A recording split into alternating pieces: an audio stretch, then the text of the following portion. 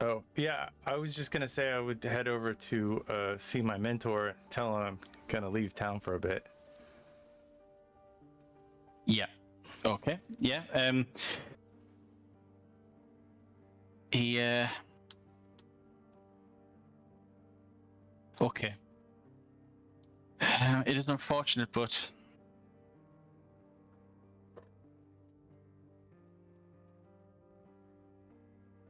yeah, going to war against the Viper. All I can do is wish you well. I'm ill-suited on a battlefield. There isn't, other than to patch the wounded. There is very little I could do on a battlefield. Yeah, that's I hope part to of see the you reason. return. Yeah, that's part of the reason I was coming to you. It seems like the Duke of Milan, he's moving real fast. I'm not an expert at any of this, but it seems like they got some forces beyond what they used to have. And I was just wondering if you had any supplies that or like if you could teach me anything about doing medical stuff on the field for my fallen comrades. If you had any knowledge of that. I have a lifetime's worth of knowledge, but not enough time to teach you anything. However, you do pose a good question. Let us have a look. Let us see. He starts. He turns away from you. He looks to his shelves. There are jars and books and scrolls and scraps, bits of paper. Large jars, small jars. Some jars are just little vials with Latin words written on the labels.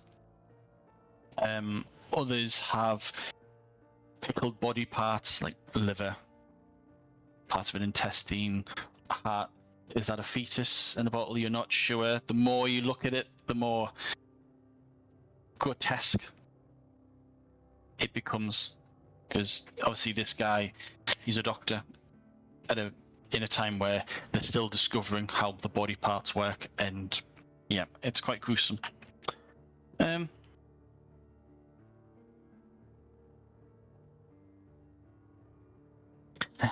There was nothing here that I could give you that would help you in any way. Smelling salts, but nothing that would, I don't know, help you in the battlefield, unfortunately. All I can tell you is what I know about the Viper. His nickname is more than his nickname. The heraldry of Milan is a Viper. That is his soul. Beware of snakes.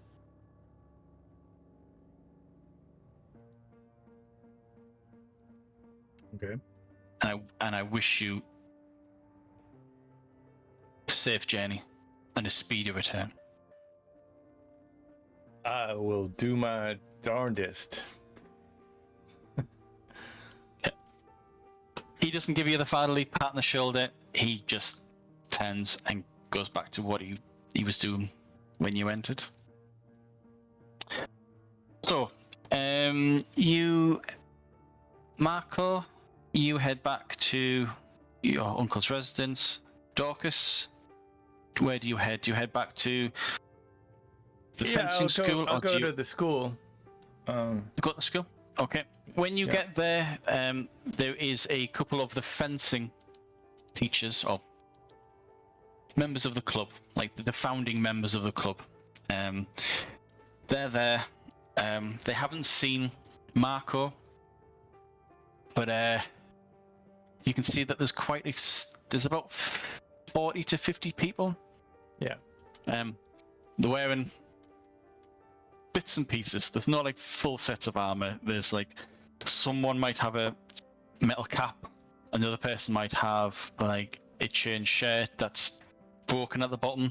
Other people might have studded leather greaves or it's a hodgepodge. These people are volunteering themselves, and they are bringing whatever resources that they've got.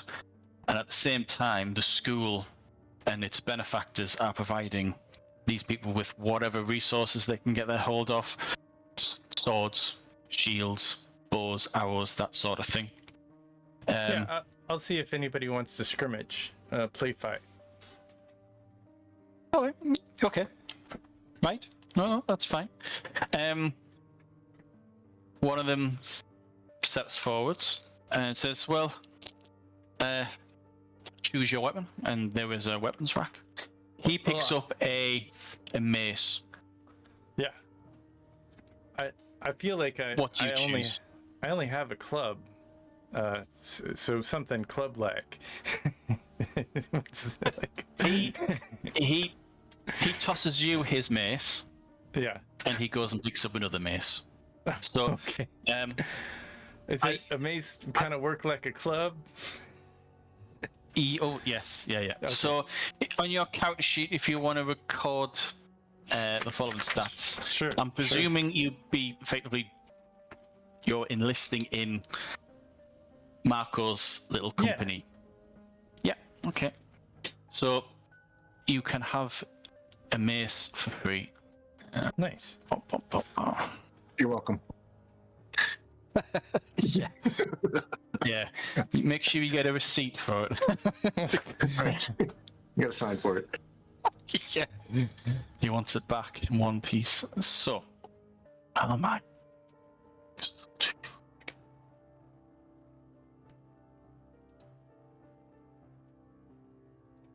Okay. So, a mace, it's +0 initiative, +5 precision, Okay. +4 wounds. Encumbrance is 1, and it's bashing. So if you've got any bashing combat maneuvers, you can use them with this mace. What he will do though is, because obviously this, unlike your club, this inflicts wounds. This could kill a man. These maces have thick leather wrapped around it. Mm-hmm.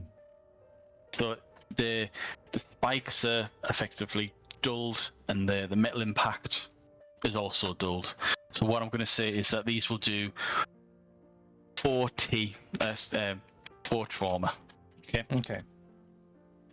So he kind of rolls his shoulders, gets himself ready. There's like a little fighting area. There's like squares drawn in the sand across all of the courtyard. And he nods to you, waits until you're ready. Yeah, I'm ready. And then goes at it. Okay. So, what is your initiative? So that is my initiative. Oh, this guy's. Yeah. So that would be your. I have a pretty good initiative. Attention. Yeah. If you have any medium or heavy armor, that might reduce your initiative. Yeah, I have a helm, and I have some bracers, and a chain shirt. Chain shirt. So, but none of them harm my initiative. Where is initiative on the character sheet? No, that's fine. Yep, chain shirt doesn't affect your initiative. Nope, that's okay. Right. Your initiative. So what's your initiative? What's your attention? Attention is 4. 4. Bloody hell. 4. Not the dice pool, but the actual stat. Yeah. Yeah, 2. Well, I have an attention of 2. Yeah. So that's your dice initiative. Pool is 4. Oh. Yeah. Okay. So your initiative is your rank. Right. In an attention rather than your dice pool.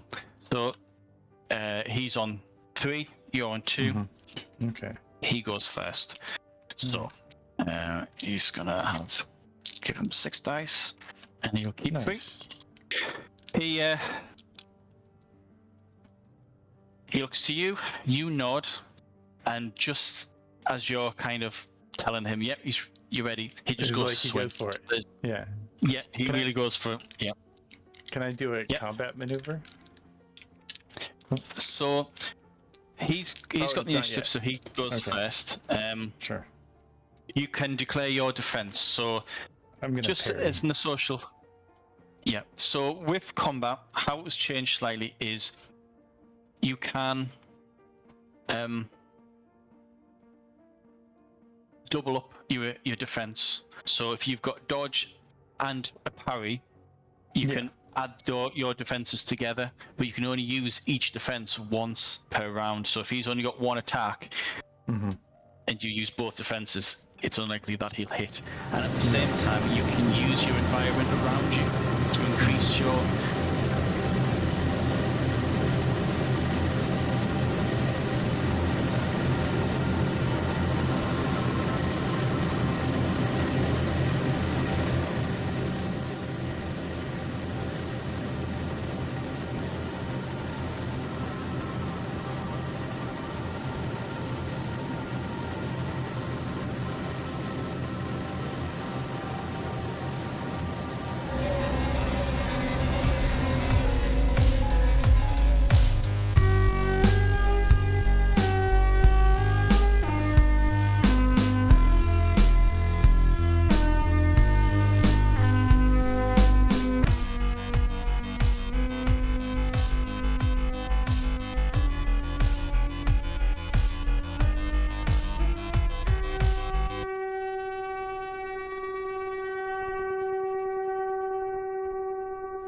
I'm ready when you guys are. Evening. It is time for the Geeky Gamer podcast. We're playing the Linen Tapestry again this Monday, featuring myself, Miller, and John, who is the narrator. And if you're wondering what a narrator is, it's like they are a person who is the game master, and that's really special. And I think that anybody who wants to tell a story brings a lot of good into this world. We do have a Patreon, Geeky Gamer Podcast, and a coffee at Dreadlore. All lowercase letters, Mr. Interrupt, to provide music for this podcast. Couchfire Media does some production. Trois Reblay Productions, they just kind of, I don't even know. It's Monday, and we're gaming. That's what's happening. Hey, Yeah. You ready yet? I'll get. Yeah, I'm ready. I'll crack on. So, ready to start? Yeah. I'll just throw you in the fire. I don't know. I was expecting a little bit more of your spiel, but yeah, hoodwinked me there. So, first of all, start off with a recap. We're play testing one of the stretch goals from the successful Legends of Venice Kickstarter. This is a 3-part adventure module called the Twin Vipers. The first part, which we're doing, this is our second session, is all to do with the Duke of Milan, Gian Galeazzo Visconti, and his march across northern Italy. He invaded the lands about 10 years ago, and he's plucked up the courage once again to march across the land. He's currently marching through the territory of Bologna, and his first target is the city of Bologna. Next would be the city of Florence. So representatives from Bologna and Florence they flocked to Venice, hoping to get military aid and support from the Republic. However, the Venetians, being the Venetians at this time, thought, well, we'll see how much we can push them for. Military aid isn't free, and the more desperate the customer, the more you can get money from them. However, as a strange turn of events, while the Republic and its government were stalling for time, negotiating to get as much money as possible, 2 heads of noble families arranged a secret meeting with representatives from Florence and Bologna. These heads couldn't appear themselves, so they sent proxies instead. One of them is Marco, played by Miller, and the second one is Matteo, who played by Bill in the introductory story that we did last time. Unfortunately, Bill's not here to make it, so I'll be NPCing him in the background. So part of the strange twist of events was, rather than Florence paying Venice for military support, it looked as though the heads of these two families, these two particular powerful individuals, are going to pay for everything. They're going to pay for transport, food, and an army to save Bologna and to save Florence. It is clear that they're buying something that Florence and Bologna has to offer, but it is unclear exactly what that is. So, a mercenary captain, a condottieri by the name of Johannes de Tizargo, is heading this company. He is hoping to get together 500, maybe 600 men that he's going to muster from the lands on the way to Bologna. He is perhaps the most confident man any of the player characters I've ever met. He is, you believe to be one of the former white captains of a legendary English mercenary captain by the name of John Hawkwood, who died shortly after the battle that defeated the Duke of Milan the first time. And this company dispersed, but this one man, this Johannes de Zargo, has reformed the company and is en route to Bologna along the River Po with the two players. I will let the players recap you guys as to why they're there and what men they have with them, but they don't travel alone. Over to you, Dorcas. Good. I think all is good. Dorcas, things were getting hot, really hot in Venice. So, some nobles were after him, and they burned his house down, and he decided he'd go to war instead of stick around trying to fight that war that at this point in time is standing the way it is. He'd probably lose it. So he got out to fight a war, and he brought a bunch of people with him, sort of against his own leadership's will. so he's in a bunch of trouble, Dorcas. Kind of going against orders, but for the common good for everyone. I think they're headed up a river called the River Po, and like always, Dorcas causes more trouble because he's treated like a noble and he's not a noble, and it makes nobles jealous. So we'll see how that works out for him. Marco, why are you here? How have you ended up in this company? Well, Marco is a Medici from Florence, and the Medici family basically runs Florence, and they're trying to expand their banking empire into Venice, which Marco was a part of anyway. And Marco is extremely power hungry. That's not to say he's not virtuous. He tries to be as virtuous as possible, but the power comes first. And so since he was having a hard time making headways into the nobility of Venice, making a name for himself enough to get banking contracts and whatnot, he saw this as a great opportunity to make a name for himself in Venice. So he got a little company together with his cohort of fencing students. And then some of the other people in town, and headed off to gain glory for himself in Venice. Yep. Cool. So, Johannes de Tizargo left Venice with about roughly 250 men. 15 of those men follow Dorcas.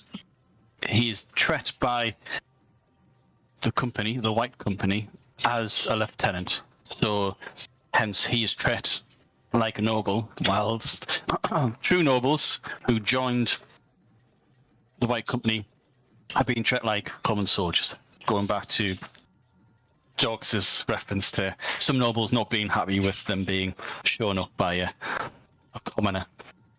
A large portion of these men, 40 to 50 men, follow Marco, who is coming to realise, would you say, that he can't quite handle 40 to 50 men?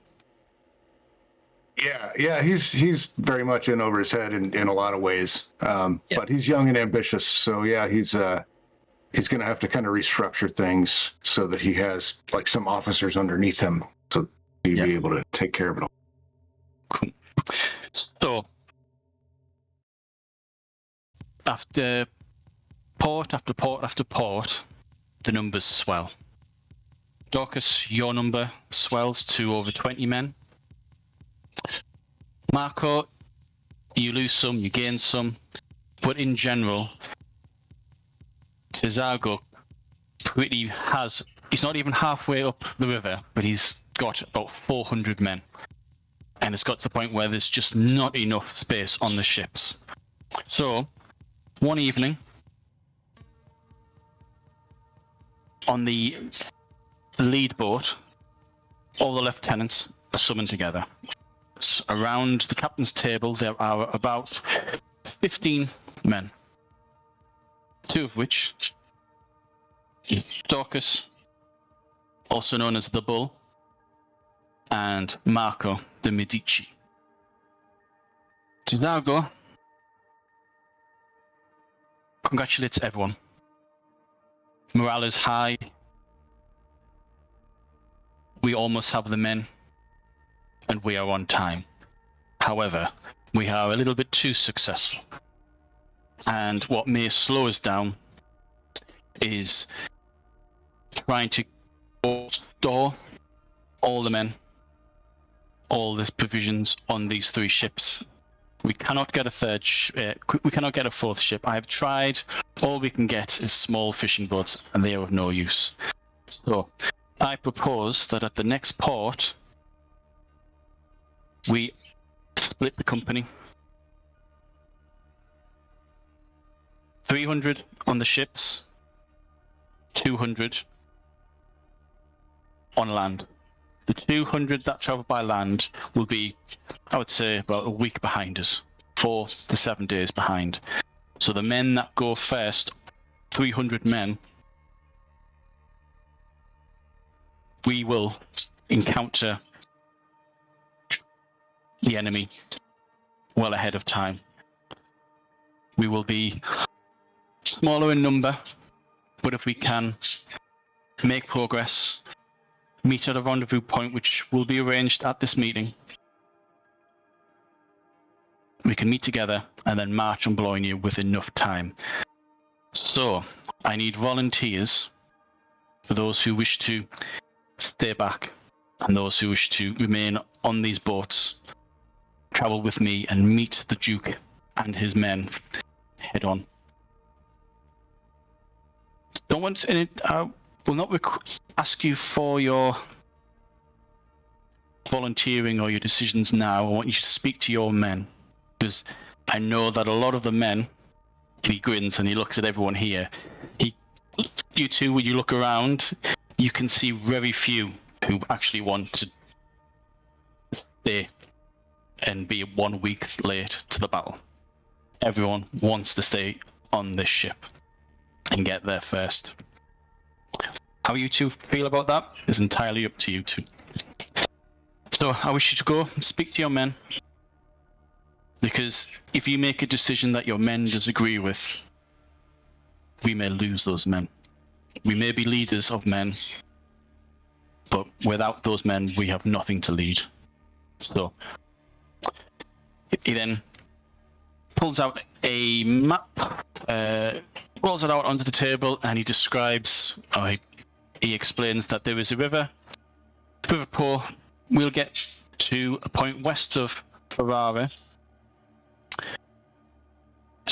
It'll probably take about half a day for all 3 ships to get to that point. So it'll take about 12 hours for all 300 men to be on land. The other 200 men, and this will be including more men that we gathered to the banner, go by land. There is a well-used road that travels parallel to the Po. They will reach a crossroads and then head south and head to a bluff where we will already be there.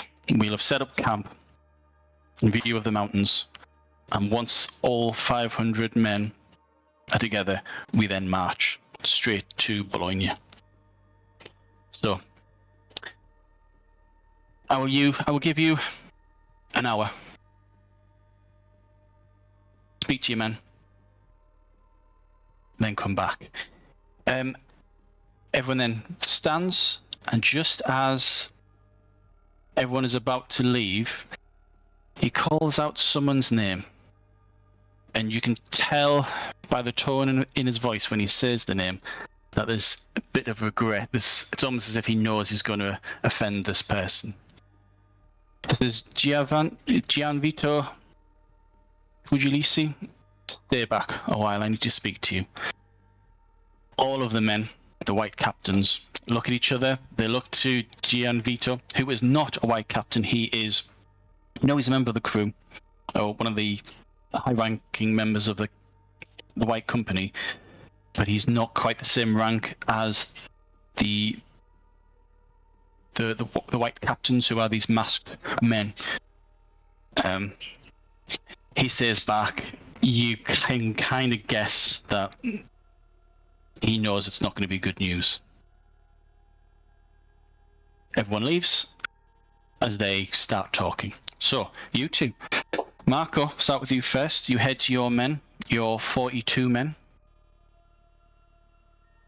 Everyone's waiting. Everyone seems to have known about the secret meeting, and everyone's expecting good news, bad news. They have no idea what was to be discussed. Your men. I would have probably grabbed. I would have probably grabbed because Marco, because I'm kind of in service to him a little bit, and asked him what he was planning on doing, like as we were kind of exiting and going back to our men, so I could give my men a heads up. And I would say, Marco, wait, hold on 1 second. I wanted to see your plans, what we're gonna do, just real quick. Well, like Travaso said, I'm definitely going to talk to the men. However, I do think it's best to go by land. I know most of them are sick of being on the boat. They're not really sailors at all. And if we can, I say we purchase and gather horses, mules, donkeys, whatever we can, to make that time up as best as possible. What were you thinking? I was thinking about, because when you asked me to go along on this journey, you kind of got me out of a bind. So I wanted to just ask you what you were thinking, and if anything changes, I'll suggest to my men we go by land, and maybe it'll take a little bit longer, but if you think that's the better option, I'll rely on you to. I don't like being on a boat too much either, so. Yeah, it's getting to me too. So I'll tell you what, you talk to your men, I'll talk to mine. We'll meet back here a few minutes before we go in to the next meeting. Absolutely. Sound good? All right. Yep. See you in a bit. All right, Marco. You head into one of the one half the deck, and all your men, they're all waiting. And as soon as you come into view, they all stop talking, and they all turn, and two of them rise up and say, right, are we going to war? What are we doing? Well, we have a decision to make. I have good news and bad news. The good news is the company's grown bigger than the 3 ships can support. Yep, good, yeah. The bad news is that means we'll have to split forces. Some forces will stay on the ships, and they'll arrive at the battle a little faster, and then some forces will have to leave the ships and go on foot. You can tell, because bear in mind, maybe 90% of these men are Venetian, so they live on an island, canals, there are boats, everyone here. They're as much at home on land as they are on the water. You might have had a few instances of seasickness, but the majority of these men, this is the water. They are the water people, as far as they're concerned. The water is in their blood. When you mention splitting up, some staying, getting to there first, you can tell about 60% of these men want to get to war. They're sick of waiting. They want to get there as soon as possible. The other 40 are trying to gauge how you want to direct. Especially the 2 nobles who haven't given you their oath, but they have so far to date obeyed every word that you've said, and not so much they're not in a hurry to get to war. They just want to see what you're going to do. So you got 60% really want to go for it, stay on the boat, get into battle, get there, and the other 40, you're not quite sure. I'll let you continue.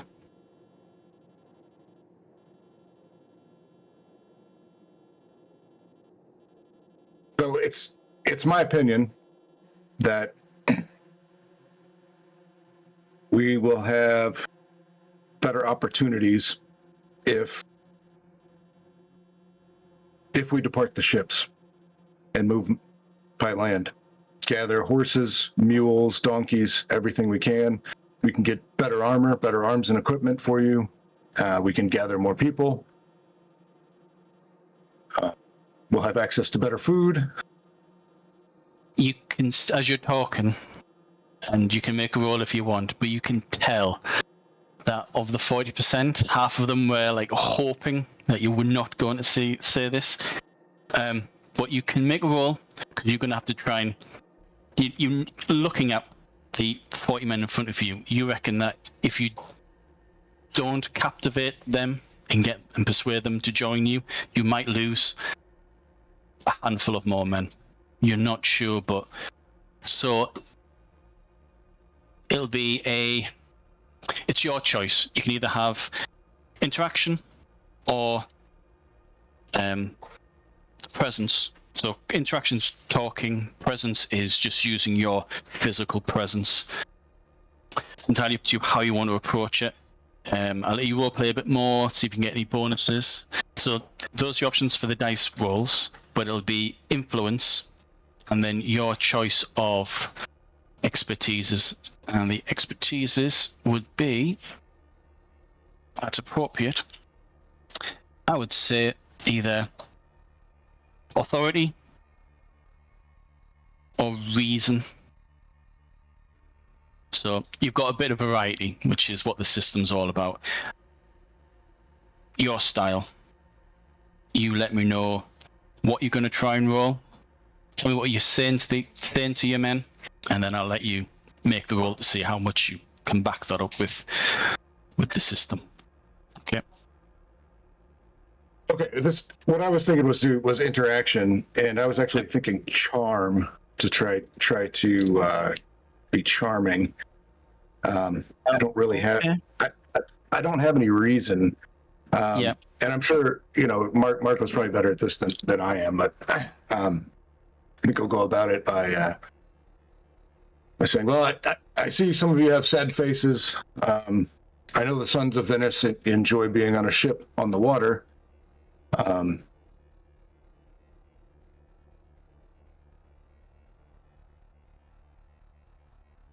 Go ahead and tell me some reservations that you have."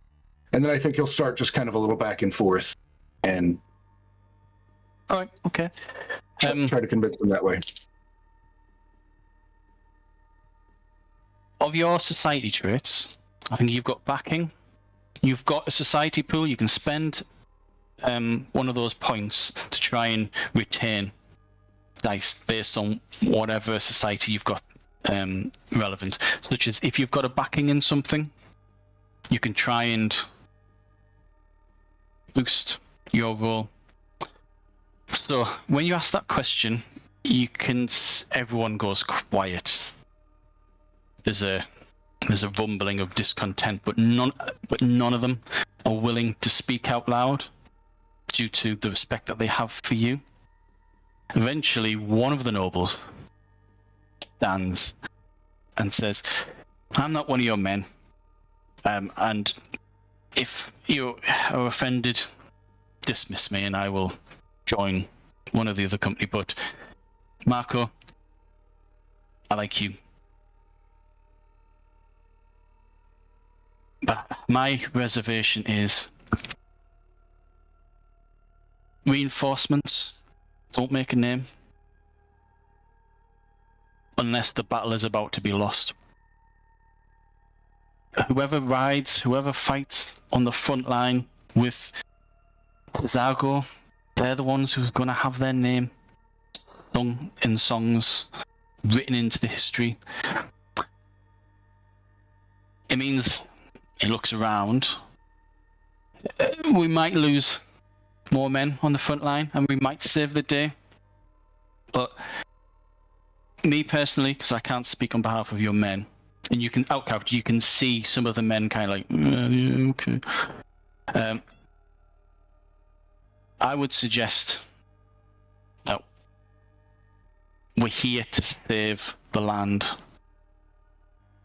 and we need to get to the front line to do it. And then he kind of like looks at you incredibly apologetic. As he sits down, the other noble, you can see him pat him on the shoulder and go, like, yeah. And the men turn from him and they look to you, and they have nothing more to add. But you can tell by everyone's expression that they just don't want to offend you. So they say nothing, because you're trying to charm them to get on their good side, but that's not quite provoking a response from them, if you know what I mean. Okay. Well, thank you for speaking your mind and speaking up. He spoke of glory, and I don't disagree with you. Your words ring true.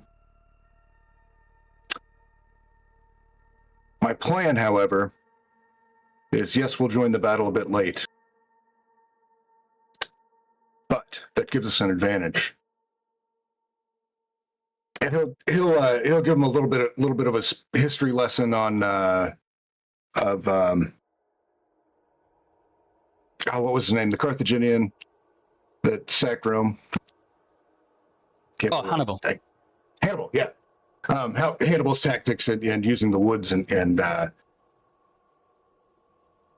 not meeting, face to face like that definitely turns the tide of the battle. Oh. And so that's his plan, is to not be on the front line. However, covertly flank and attack and try to cut the head off the Viper before too many men are lost and too much land. Okay. Right. Okay. So interaction, influence, charm. Okay. So I'm going to give you a +5 for the historical thing, because you've great comparison between Italy or Rome against the enemy, so that's fine. However, charm and what you've said so far hasn't gripped them, because all of them want to fight for Venice. So I'm going to take off. I'm going to take off 5, so it kind of cancels each other out. Okay. Are you going to use your backing or anything like that? If anything's applicable, you can if you want, because you've got your family name. You can try and use that because your family name is Florence, and you're closer to Florence than you are to Venice now. It's entirely up to you. A lot of the people in the background, not in your company, are from these areas, so that you could say they're half Venetian, half Florence. It's up to you. If you want to call in that card, you can, but it could backfire. How's this? I have a network of 3. So can I use that and kind of call out the different nobles and a couple of the different people? So network means that whatever other traits you've got, such as if you've got backing in banks or backing in, like Dorcas has got backing as a city watch, so he's a member. With a network of 3, it means that your backing is known, your reputation is known across like this region. So it allows you to use it so that if you go to a different place like you are now, you can use whatever traits you've got in foreign lands, but it doesn't give you any bonus. I see. I'll go ahead and use backing then. And that comes off of the pool there at the bottom. Yeah, just so take off 1 of your society pool, and then you can keep an extra number of dice equal to your rank in backing. So it increases the number of dice that you keep. You can, if you want, also substitute a dice pool with something from your spirit pool. So you in this, I would say conviction, if that's higher than your interaction, or your honor, if that's higher. If not, I wouldn't bother. They're all the same. Okay. I'll go ahead and use the society. It doesn't. I'm not maximizing it. This is an important conversation. Oh no! I got 3 1s. Right, remove those 1s. Oh Jesus, this is gonna go bad. Right, so how many? So remove those 3 dice. Before you keep any dice, what's the total tally on the remaining dice? 9. Thank God for that. If it was 5 or less, that would have been a botch. That would have been a mishap, and then it would have all gone to pot. Right. Okay. And with the charm of 3, that gives it like a 23. Okay. You struggle.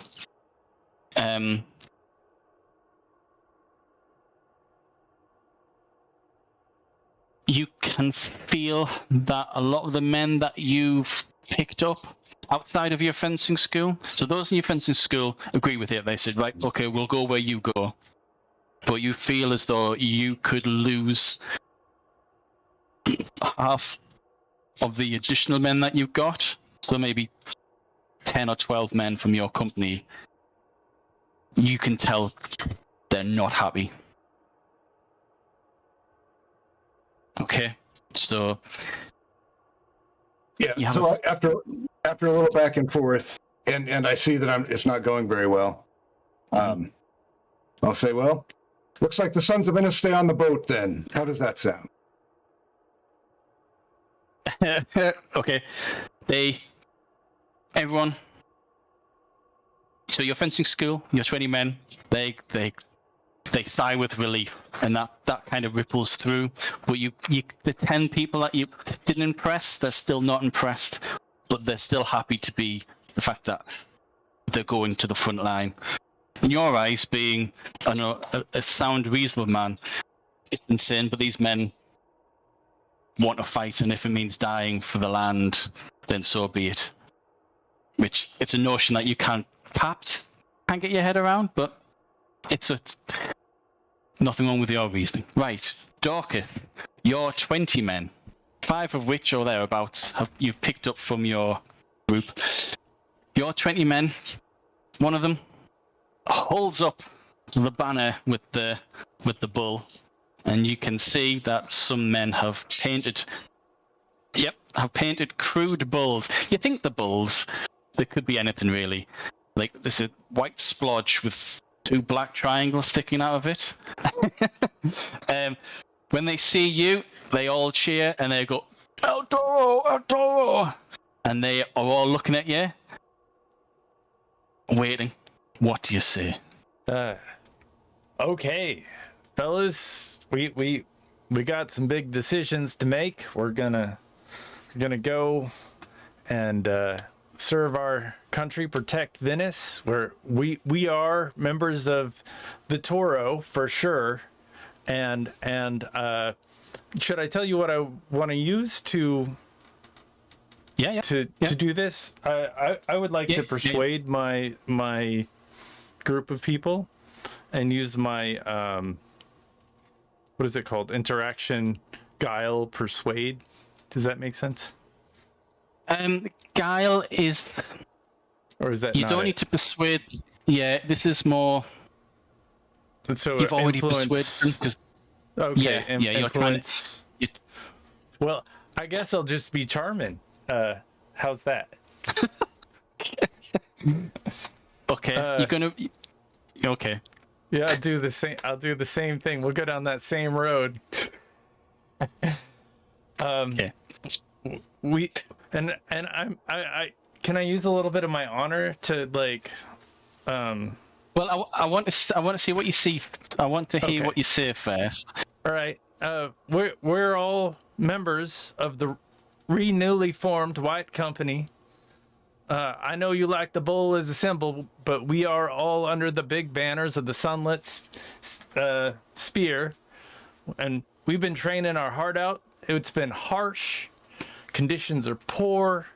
I know the food could be better. I know that a lot of you are used to a little better eating, and that's fine. That's fine. So, I know we're boat people. We live on the ocean, and we feel the ocean. This is our place, but it's been asked of us to do something we're not used to, and because I know you're strong men, most of you from the Nats Watch, I know you can walk a little bit. I like walking a little bit too, so we might we're gonna follow Marco and his company as we make our next steps potentially on land, which I know that it might be a little slower going, but we're gonna rally the common folk along with us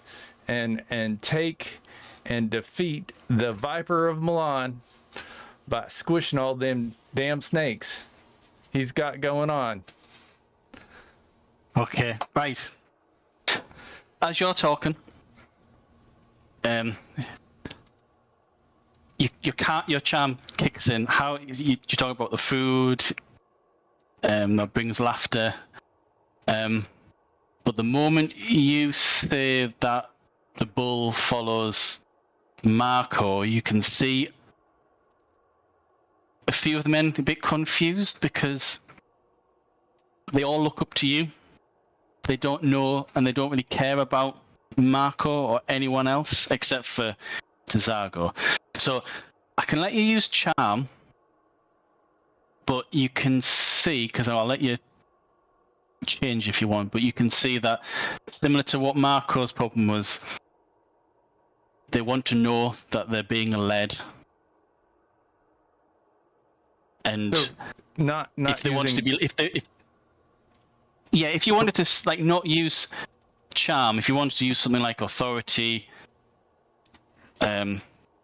then you could use your backing with your blah, blah, blah, blah, blah, Night's Watch. You can use that society point, but you can tell that the joke worked, and so I'll let you use charm. Yeah. But you can see, because you can feed off the reactions, and as you're talking, they follow you. They don't want you to follow anyone else, that sort of thing, because you're the bull. The bull charges in first. That's what they're all expecting. Sure. The bull doesn't go, we'll just follow the horse. Yeah. So, well, horses are fast. I'll let you change it if you want. Yeah.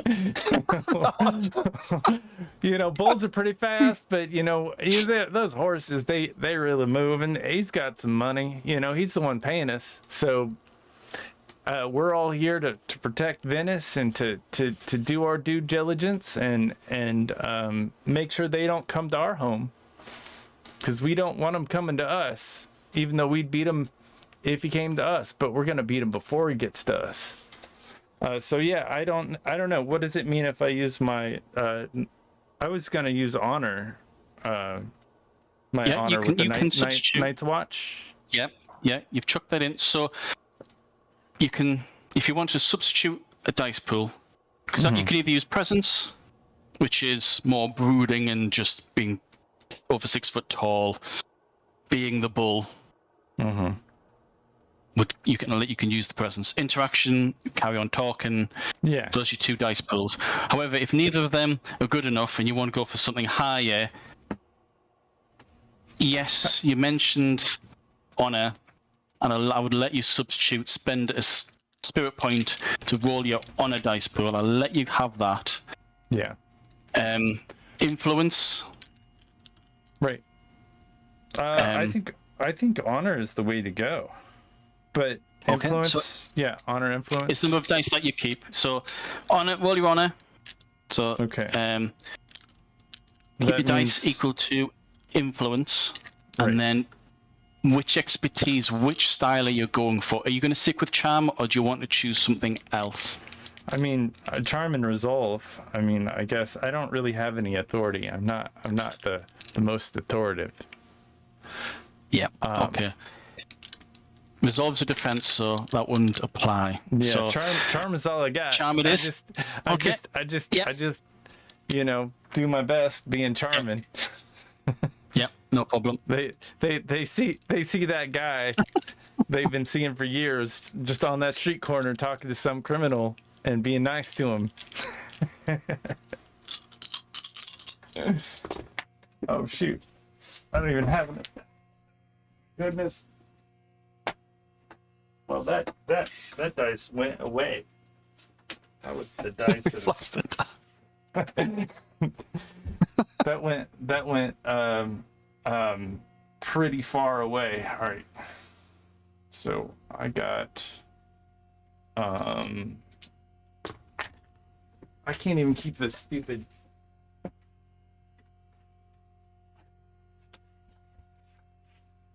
Now this is funny. I don't even think I can. It's too dark in. Too dark. All right. I did not get any 10s. Yeah. But let's see. I got 2 8s and a 9. Okay. So 25. What's Plus, your charm? 10 is 35. 35. Okay. I'm going to take off 15 because that's the same thing I took off Marco. We're going down the charm. So that's 35. So you're down to 2 competent. There. Your men will follow you anywhere. You're their superior. The 5 men who you managed to collect from one of the ports along the port, they are confused. They are still waiting for the bull to arrive. They're not sure what's going on. But they kind of go, well, okay, so we wait to see what Marco says. This is Alfredo, one of your guys, so he kind of like leans in and says, are we going to do what Marco does? Yeah, I think we'll. I mean, I really feel like he's the one backing us, and he asked me for personal protection. So it's really us protecting them a little bit from their, you know. They need it. They need our momentum, our strength to win this fight. Yeah. Right, no problem. Okay, Dorcas. They all say, yeah, okay, right, that's fine. You do notice that 4 or 5 of them then head off directly to where you believe the majority of Marco's men were. Marco, your conversation, because you're backwards and forwards, takes quite a while. Dorcas' discussion took about, I don't know, 5-10 minutes. You have to metal out because you're having to deal with twice the number. It takes 4 times as long. You notice while you're talking, you're kind of like coming to the decision of, right, we're going to go by river. You notice 5 men from the Night's Watch turn up, and they start listening in to what you guys are talking about. One of them starts whispering with one of your men, and there's like private conversation. It's a minor distraction. You've got 40 men to keep under control, and as you decide, right, we're going by river, we're going to get there first. These 5 men, they kind of like, they smile, they're beaming, they're over the moon, and then they come back. Dorcas, do you hang around or do you head off to do anything? It's up to you after your meeting. After the meeting, I would probably head to Captain Joannis Cesargo, right? And see what he was up to. Brilliant. You head off. As you're heading off, you can see some of your men come back, and as you leave the room, they go in, and all you can hear is "Yes, come on, the wall." You're not sure what the hell's going on. Right. An hour passes. You go back to the table, the captain's table. Johannes now has only 7 men around the table. He had about 12. 5 of those men, including Gian Vito, are gone. It looks as though the 7 men have already had their discussions, and when you arrive at the same time, they all look at you, and they're waiting.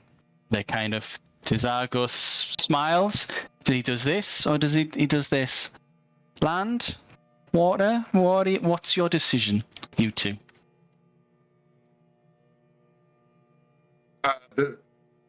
The Sons of Venice much prefer to go by ship. Excellent. That's our decision. Well, the bull. Where does the bull go? I guess we're gonna go by ship. I guess that's the way we're gonna go. Right. He says, "Excellent. We'll be arriving at the next port in the next 30 minutes, 40 minutes. Going to take off 100 or so men. We're going to resume training. Try and pick up some men along the way. Blah blah blah blah blah. We will get to Ferrara in about 4 or 5 days. Plenty of time to continue with training, so forth and so forth." Okay, brilliant. Right. In the following night times. Sorry. Go ahead. I was just wondering if I could have a short aside with the captain. Yeah, of course. Yeah. Captain El Toro, what troubles you? I noticed there's a little rise in tension between some of the nobles. They look at my status, and I think they have some jealousy, and I just wanted to bring that to you because I think you'd have a good idea, maybe a sympathetic ear, of how we can resolve. I have a couple of ideas, but Go Go ahead. but I'm not sure how good they are. I have a lot of ideas, sir. I was We'll have a thinking we private- do. It's pretty private. Private meeting. Private meeting. Yeah. Just say no more because you're still around the other white captains and so forth. Takes you off to his personal chambers and says, "Right, tell me your ideas." I jealousy does not make a tight-knit team, and I was wondering if maybe we do some drills. I don't know if commoners can do drills with nobles, but maybe get on them to mix it up a little bit. Or do you think they would take offense to that? Well, I'm offended act more to prove a point than a man who isn't offended. Right. I want everyone here to fight. Every man here needs to prove a point. And if they need to prove that they're better than you, and that means they fight more, with more grit, and they put more on the line on the battlefield, then that's fine. Well, Good. as you often say, it'll really separate maybe the weak from the chaste. Yeah. Yeah. Mm-hmm. I want no chaff in this place, in this army of mine. It's if you want to do some. Are you suggesting that we get the? Yeah, we get the nobles the and everyone else leaders to of each of the mingle. groups, and we all kind of joust. Common man versus noble. I don't think he'd take any offense if he jousted. If Marco and I maybe started it, and it was like a noble versus a common man like myself, and it would potentially rile up, some of the Have you folks spoken around that? us. Hold on. So, when you say fight, is this going to be a real fight? Well, is one of you going to walk away injured to prove a point? I should hope not. We'd spar like we do, not try to kill each other. No.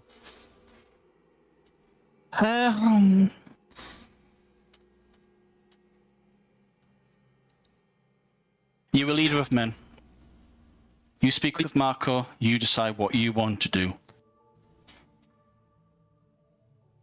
I don't invite you to my table because I expect you to follow orders all the time. You need to give the orders.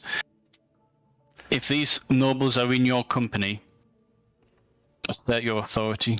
If they're not your concern. Just be careful. Okay? I think I understand. Well, I just thought I'd throw it out there. See your thoughts on it. No, he does spend a bit of time thinking, a lot of nodding as you're talking. And you can see he agrees with a lot of what you're saying. The more that you talk to him, because you've spoken to him quite a lot, you get the impression that he's not a noble. Mm-hmm. You have a feeling that despite the fact that he wears impeccable armor, the best clothing, his weapons are in, he looks like he's got more money than Marco when he walks around. It's in his posture, it's in the way that he walks. He is a nobleman. The more you talk to him and you share your ideas of more egalitarian ideas, you get the impression that his roots are not too far from yours. So he might disagree with what you're saying, but he can clearly understand your aims, your goals, and why you're suggesting it. But he says, if you and Marco want to have a spar, you discuss that with Marco. But my advice is, if these nobles are not in your company, leave them. Leave it. I understand. Yeah. Well, I have to say, if you find anybody who you're not super, trusting, and if they need a little knocking down or two, why don't you have at least a little sparring match? And if it's a noble, put them with. You just want Mark. to bludgeon someone to unconsciousness, don't you? I would never. You will have plenty of opportunity when we get on the mainland. See, there's the bull. There's the bull. None of this. This is a glove over a fist. You just ditch the glove.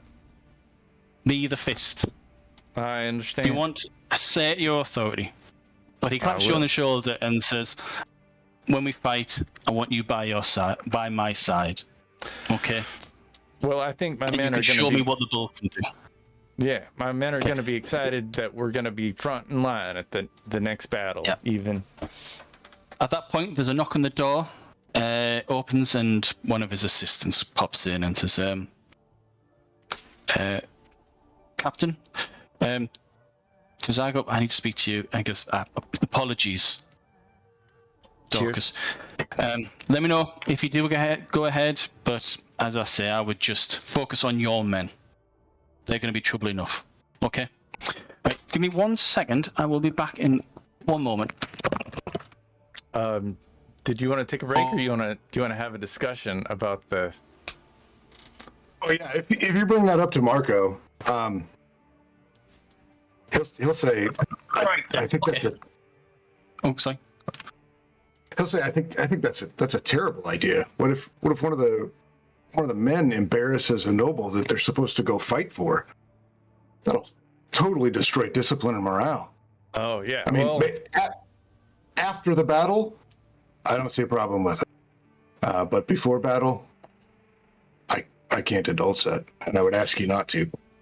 well, I just thought it might be interesting. Get some camaraderie. We do that in the watch. We fight each other, but I guess we're all pretty common folk. Well, I just thought it'd be a neat idea. The captain didn't really buy into it much either. So we'll just I guess go and fight some war instead of fight each other.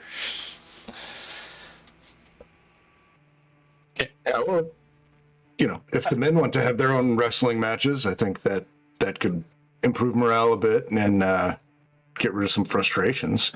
Sure. But I don't think it should compromise the command structure. I understand. Okay. So, after that conversation, everything goes back to normal. A few hours pass.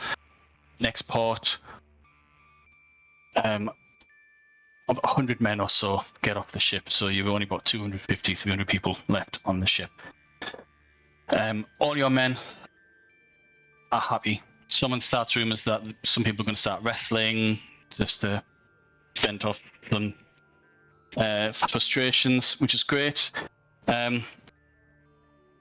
You all start doing night shifts, day shifts, that sort of thing. Dorcas, you've started to have dreams where a bull, a representation of your company, starts appearing in your dreams. Every other night it occurs, sometimes more than once in a night. When the bull appears, it's kind of out of sight at first, but as the nights go on and the dreams reoccur, the bull starts appearing. One of the occasions, you're walking down a street of Venice, you hear the clop, clop of the hooves, and as you turn a corner, there is a huge bull snorting, stamping one of its hooves, and it's looking straight at you. What do you do? Well, I look straight at it. If it's a dream, I'm probably consider myself a little bit of a bull myself. So, yeah, I'm thinking about charging the bull.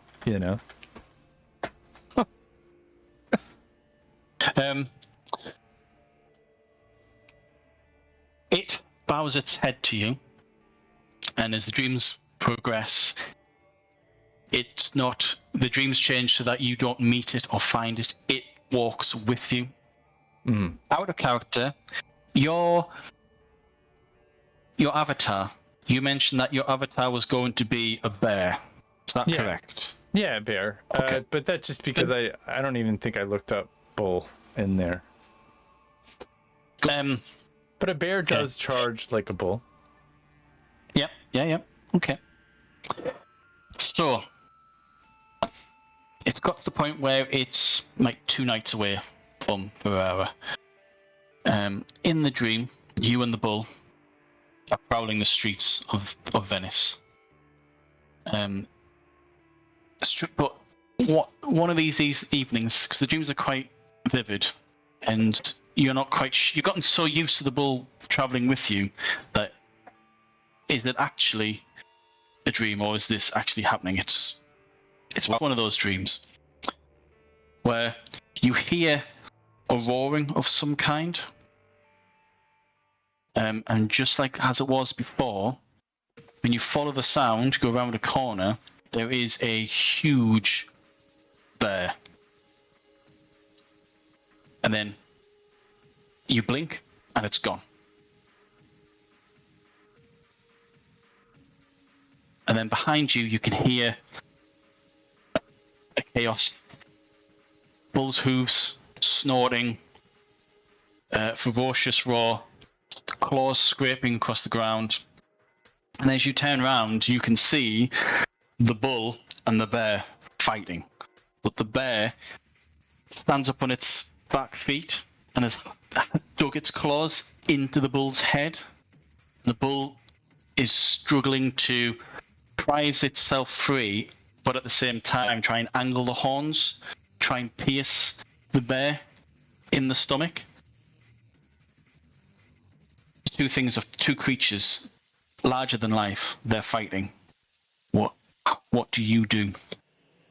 Well, I'm definitely very like this is unexpected. The battle is unexpected. I'll probably start easing my way. There's no reason to fight, fellas.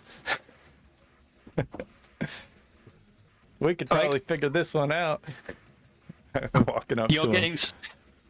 Yeah, okay, so you're kind of... Yeah. You're approaching slowly, right? As you approach slowly, you can see the bear is winning. And you can see its claws have actually punctured the skull of the bull. This thing... You have this feeling that the bear is unstoppable. You thought the bull was strong, but the bear is just like... It's almost like it's a demon, it's a devil. And as you can hear the skull of the bull crack, it lets out this whimpering, moaning howl that you've never even knew a bull or a cow could make. And that sound of horrific pain wakes you up in a cold sweat. Marco, evenings, days go by. Do you have that item? No, like you had like an item, was it from Northern Africa or Egypt? Do you keep that with you always? Yeah, well, where's it? Oh, it's on a necklace. Yeah. Okay. It's a meteor fragment. Oh, right, yes, that's right. Okay. So, you're daydreaming, you're exhausted from 12 hours training. You've given out orders to your men, that sort of thing. It's just the usual, dealing with squabbles, etc., etc. And you're finally relaxing and looking out across the water to the riverbank and just watching the land slowly drift by. And you can... you kind of hold your palm to your chest, and you can feel that the rock, it's like jagged and smooth edges against your skin. Out of character, what armor are you wearing? Is it? He's got a fine. No. It's just the like reinforced jacket. Oh, let me look at. Yeah, reinforced jacket, but it's like the 3rd level of quality, exponential or whatever. Expert quality. Okay. Right. For a second, you feel cold metal beneath your hand. So in the bottom, like in the base of your palm, there is your stone. So the rest of your hand feels as though it's pressing up against steel. And then it dawns on you that you're not wearing metal breastplate. And then you look down, and sure enough, you're just wearing your armor.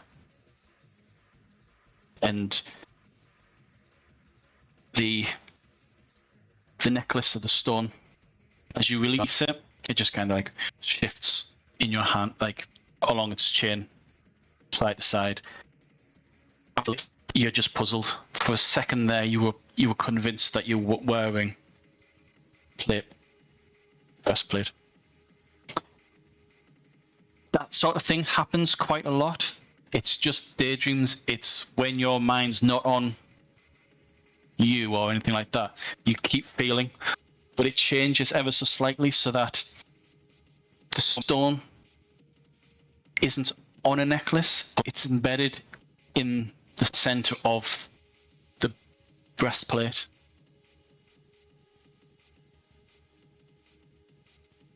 Which you then consider you're a noble, but you probably have the least protection on your chest. All of the white captains, these masked figures, they have either thick chain or breastplates. The two nobles that serve under you, they have breastplates. The ship is filled with crude to standard to maybe one or two fine items.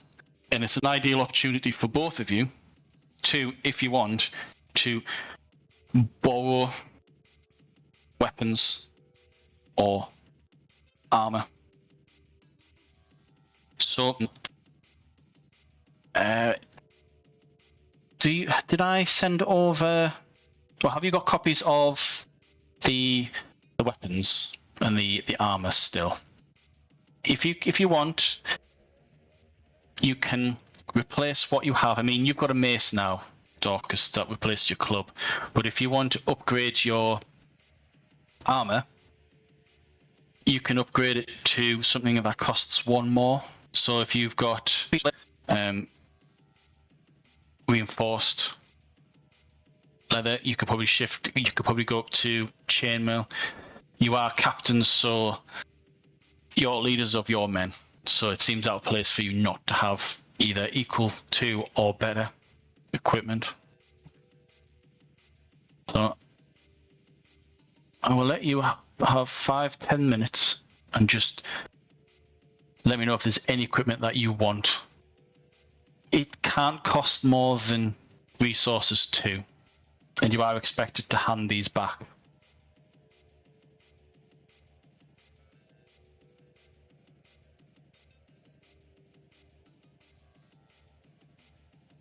Checking myself.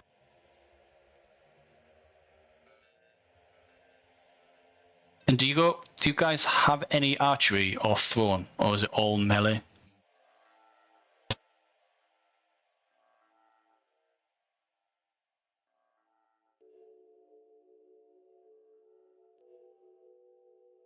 I think, yeah, I've got 2 in archery.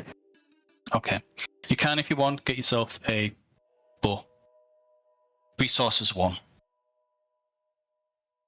Whether it be just like a short bow. Yeah, there's plenty of short bows. You can stick a short bow on your list. As far as armor's concerned,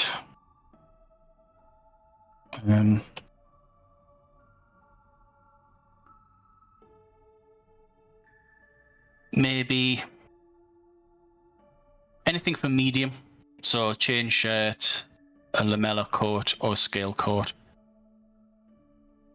As you're approaching the point where you know you're going to go into mainland and perhaps go straight into war, and everyone has this feeling.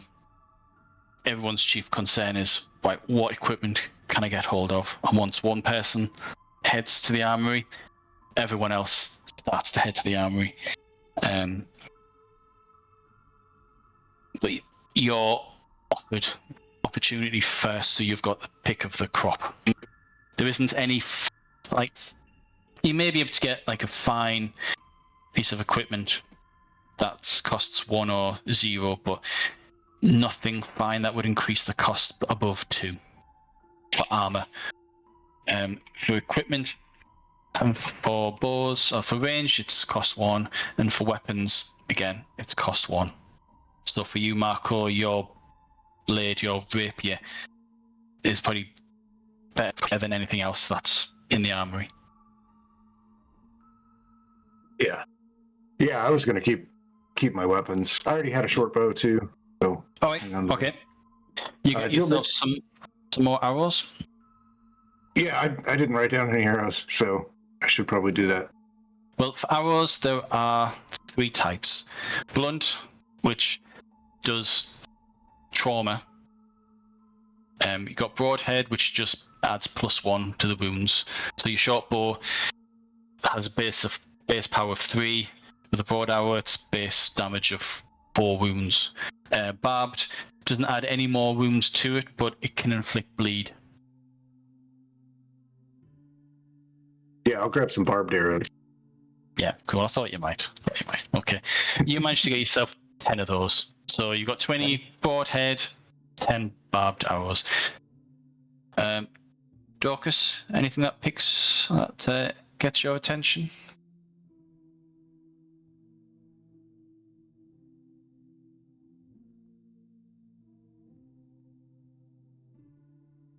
I can't hear you, Ken. I already have a chain. Oh, right, okay. Is it possible to get like a splint Circo to go heavy armor? Is that a possibility? No. So pretty much I could do the scale coat or the lamelier coat. Yeah. So that would knock your initiative down by 2, and it's 4 and 4. So your initiative would drop down. I think because your initiative's quite high, it's like 4, isn't it? 3 or 4. So your initiative would drop down. Yeah, so your acumen is your base initiative, I think. So your acumen is that 3 or 4? Yeah, 4. So it'd be an acumen of 2 if I was wearing that. 4. So your initiative would drop down to 2, but you've got the best protection. Yeah. And your encumbrance would be 2. So, which is the same as chain share. Okay. Sure. Yeah. No problem. So I'll switch to that scale coat. Yeah. Right. Brilliant. So the next day, the ship goes past Fanara, and you can see men, women, children all applauding from the dock side and the river side, cheering the name of Venice and Florence and Bologna. Cesago does not miss up the opportunity to port or to stop and get some men, and it's from here that he tops up to 300 men. The ship's slow. That's again beyond capacity, but he's now confident that there'll be 500 to 600 men easily that'll be marching to Bologna, so he is over the moon. You guys are on the first boat, and for the first time in 2 or 3 days, you actually managed to reach land knowing that you'll not be going back on the river. So, about 70 to 80 men get off the ship. The rest of the crew sail the boat further up the river to give the following ship space to dock. Desago is very mercurial. He can change from being happy to angry in a second, and you see another side to him, so that as soon as the ship stops, he starts barking orders, and his white captains relay those orders, and with a military precision which neither of you have ever experienced.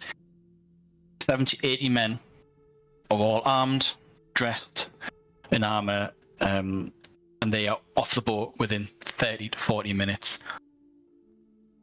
1 or 2 carts taken off, provisions are piled up. The ship is emptied within an hour. And you, the 80 men, which consists actually, considering half of these men are yours, Marco, Tizargo relies on you to do quite a lot of the organising. You are their link in the chain of command. So he barks orders at the white captains and he barks orders at you. He talks to you as if you're just grunt, and you're kind of taken on the back foot at first, but then you realise that this is just the first hint of war, and you crack on with the orders. Marco, is your ally your friend from was it a friend from Sicily? Is he here as well? I don't think so. I don't think he would really have much of a dog in the fight, and I think it would have been best to leave him back to kind of look after things. Take care of my uncle, check on him and stuff. Brilliant. No problem. I'll let you then name an NPC who you rely on or can rely on to be your right-hand man, because you deal with 20, he deals with 20. You realise that if you can delegate, you speed things up a heck of a lot. So after about an hour, and realising that you've got another 5 hours before the next ship arrives, Marco approaches you two and summons you off to one side from the camp. You are on the mainland to the south and to the west, dominating the horizon. Are foothills leading up into the Apennine Mountains, snow-peaked, jagged teeth that run down the centre of Italy. Magnificent vista. It distracts both of you as you follow De Tizargo away from the camp, and you can feel his steps relax. And then he turns round to both of you and says, I need eyes. I need eyes out. And he points over to a vantage point about 4 or 5 miles away. I need you to bring 5 other men. These need to be the best men. Ideally, people with good eyes. He turns to you, Dorcas, and says, I understand that you're Night's Watch, so I imagine that you have probably the best eyes of your company. Yeah, we can see in the dark. Good. That's what I thought. Get to that vantage point, and from there you should be able to see all the way north to the far side, or the far reaches of the Po River. That's where the Duke's men will be marching from. So you two, take your 5 best men, get to that vantage point, and collect as much information. I need to know roughly how many men we're dealing with. If it's hundreds, we can probably just engage straight away, cut them off.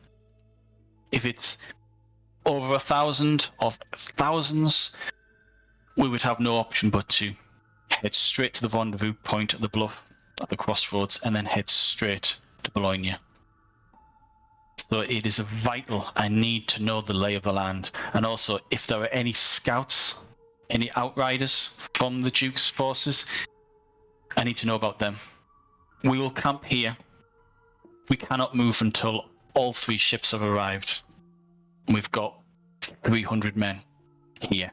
Once you return and all 3 ships get here, we'll march. I can't leave a single man behind. I'll give you, say, 2 hours to get there, 2 hours to get back. Okay? I can only give you about 4 hours. I will send out scouts further along the river, try and see if we can find anything. But that vantage point will provide me with all the information that I need. Okay. He looks to you, Marco, and says, I hope you're good with that bow. Dorcas, I hope you are good. I hope your eyesight's as good as you say. Don't do that. You do not fill me with confidence, Dorcas, when you do that. I am trusting you. Get to that vantage point. We need to know how many men we're dealing with. You've got 4 hours. Is there perhaps a spyglass on one of the ships that we could borrow? Or on this ship that we could borrow? Okay. He turns around, calls over one of his white captains, and says, right, see if the captain has one of those, what did you call it? Spyglass, Marco. Yeah, one of them. This white captain, this is the white captain that has been shadowing you, Dorcas, while you've been training your men. He's been shadowing you and giving you pointers. It's the live one. Nods and fleet of foot heads straight to the ship. A couple of minutes later, he returns. In that time, is there anything that you two wish to discuss with De Zago? No, I'm ready to go. Are we getting horses for this, or are we hoofing it? Horses. If there are scouts out there, you can't hide on horseback. Mm-hmm. If they spot you, then we're done. Yeah. All right. Yeah. We cannot allow them to know of our presence here. I think that we can. We can do our best. That's all we can do. That's all I expect. I will see you back in 4 hours. Is there anything else? Is there any other messages that you wish me to relay to the men that you leave behind? I'll give you 20, 30 minutes, but is there anything in particular that you would like me to say to your men in your absence? And he says this to both of you. Well, just be good. Don't act up. Right? Yes. Okay. I shall do that. Marco?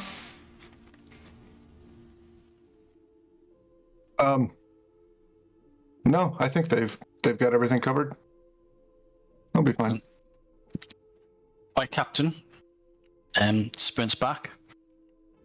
In a leather roll, she slides out spyglass, hands it to you, Marco. Yes. Thank you. Titizago says 4 hours. That'll give us enough time for the next ship arrives to prepare. Whether we can march out and intercept, or we build a perimeter and we fortify this camp. Okay. Godspeed. We'll rush off. You have now. You need to choose 5 men. Yeah, I got. You can make these men up.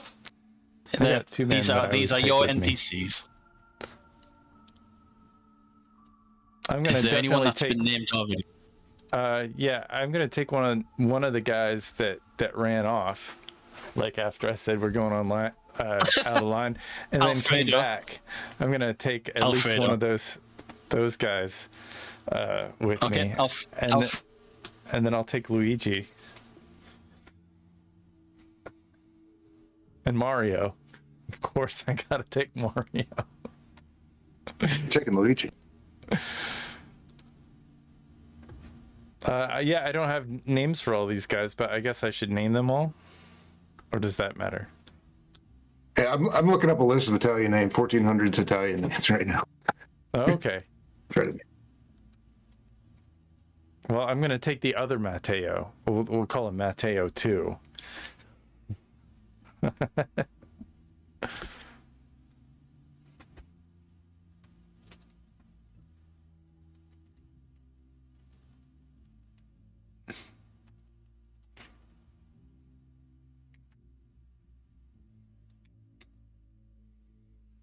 Um,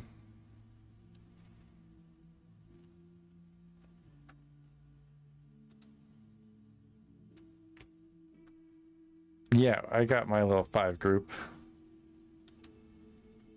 Can't believe you, Alfredo, taking off on me like that. Oh, and I would also take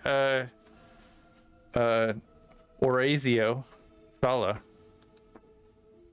Sorry about that. Internet cut off.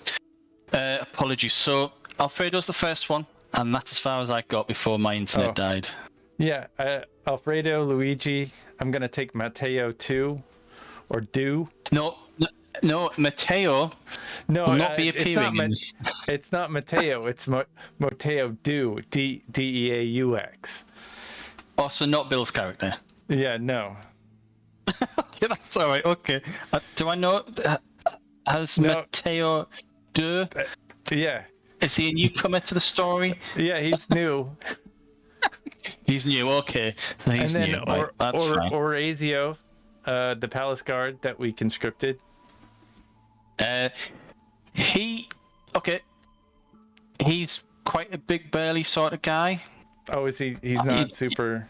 Yeah, because he's he's got the same physicality as you, but not as light of foot. Then I take a couple of little guys that are light on the feet.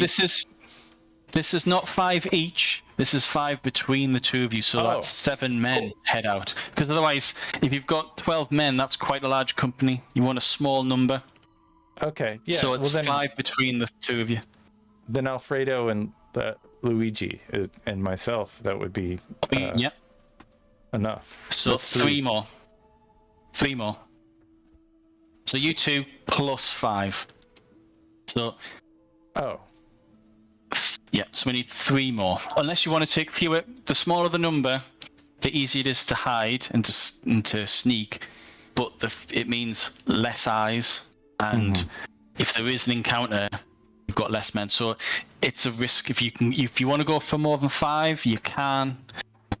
Highly up to you. It's just your decision. Well, Marco, who do you want to bring? You bring a couple of your folks. I'll take. I'm gonna take three of the guys from the school, the ones that are like the lankiest ones that are quick and fast. There'll be Vito, Nico, and Scalvo. Scalvo. I like that one. Oh, how'd you spell it? S. You don't get spell it. SCALVO. Oh, I'm definitely going to use that at some point. Oh yeah, if you like that, there's one. I found one for like my second in command, who's not coming with me. There's Galaxio.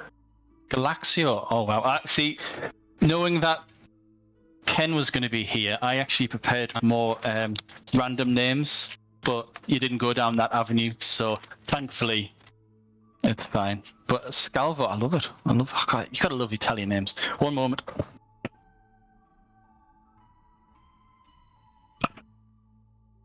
Okay, so it's Alfredo, Luigi. I'll wait till he comes back if he really does want Matteo. And then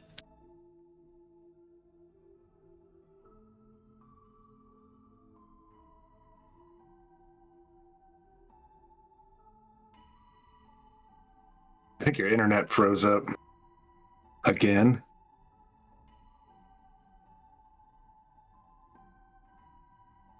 I think you're right. It did froze up. Yeah. Yeah. Yeah, I don't need to take my Matteo Do. I think just the one is fine. Unless I think we should take like a 5-minute break. Let him get his internet straightened out. Reset router or whatever needs to be. We'll be back. I agree. We'll be right back.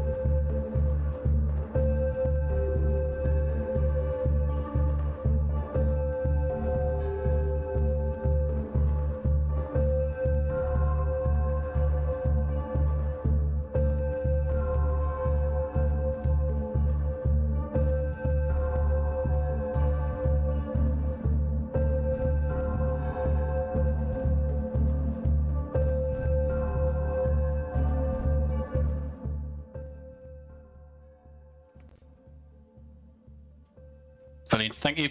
Apologies for that. Internet went down. So, where were we? Two of you are heading out. There is Alfredo, which is Night Watch. Luigi, Night Watch. 3 members of the fencing school that Marco has known for 2 years at least. Are you bringing any more people, or are you going to keep it to 7? We'll keep it I think small. seven's Yep. good. Seven's Okay. actually a little big for a scout party. Well, if you want to have smaller, it's up to you. I think it's good. Okay, right, brilliant. So. Now, the dreaded question. I don't have your character sheets in front of me, but how athletic are your characters? We're talking 2 hours walk up a hill. I don't want, you can make rolls if you want, but can I just get a gist of your athletics? Marco's got a 3. I got a Three. 3 as well. Oh wow, bloody hell. What about run? Run, I have a 0 of run, Okay. but I got a 2 in resistance and a 2 in weights. Right. Okay. And I got a Marco, stealth have you got too. anything in run? Stealth? No, that's cool. Marco, have you got No anything run. in run? No. Okay. Right. So, you heading up the hills, and as mentioned before, it's the majestic view of Apennine Mountains. And imagine, as you will, the sound of music, except for there's no singing nuns, irritating children, and there's no Nazis. You are heading into blue skies, white-capped mountains, and grey granite that just dominates the entire vista. After about half an hour, you're travelling from field to field. These fields are farmland, and you would have expected that the crops would have been brought in and the harvests have been completed, but there is nothing but long grass. This gives you guys a massive advantage for travelling. The only person who, you can all duck and be hidden by the tall grass. The only person who can't, who has to really stoop, is Dorcas. This tall grass is ideal. Unfortunately, it's ideal cover for any scouts out there. As you head up the hill, climb over fence, next field, over fence, dive, and so forth. You reach to a point where the slope starts to level out, and you reckon you're about halfway. Just so I've got an idea of how much distance covered, could I have a control run, control athletics, and add run? See, neither of you have run, so it's just a straight control. For you're not wanting to sprint, you don't need to use brawn. It's just about controlling your breathing, controlling the pace that you walk at, climbing up. Just so I've got an idea of what state you're in by the time you get to this halfway point, because you've been walking for an hour non-stop. Oh shit. Well, I got 3 10s. and Okay, an you're fine. Jesus. Right. Marco? A second. Yeah. Dorcas, for you, this is just flat land. You spend your entire evenings walking. This is what you do for a living. You're fine. Your upper arms and above the tall grass, and you can just see all around you. You reckon, at the rate that you're going, you could probably get to the top of that hill in about half an hour. Yeah, Look let's go, behind guys. you are well ahead of the majority of the 5 NPCs. Marco, how did you do? 34. Jesus, right. Okay, you two are pretty much close to the head.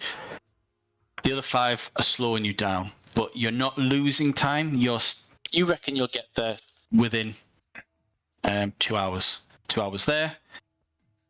Surveillance, reconnaissance, 2 hours back. That'll be fine. You are on target. Is there anything that you guys are doing in particular as you're heading up the hill? What are you focusing on? I'll probably try and be a little stealthy. Okay. Can I have a?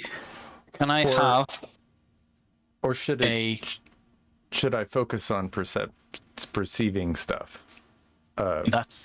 What do you think, Marcus? Should I look for things or be stealthy? It applies to both of you. Okay. Yeah, I think you should look for tracks, trails for any other scouts.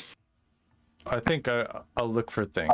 I'll do surveillance, perception, then.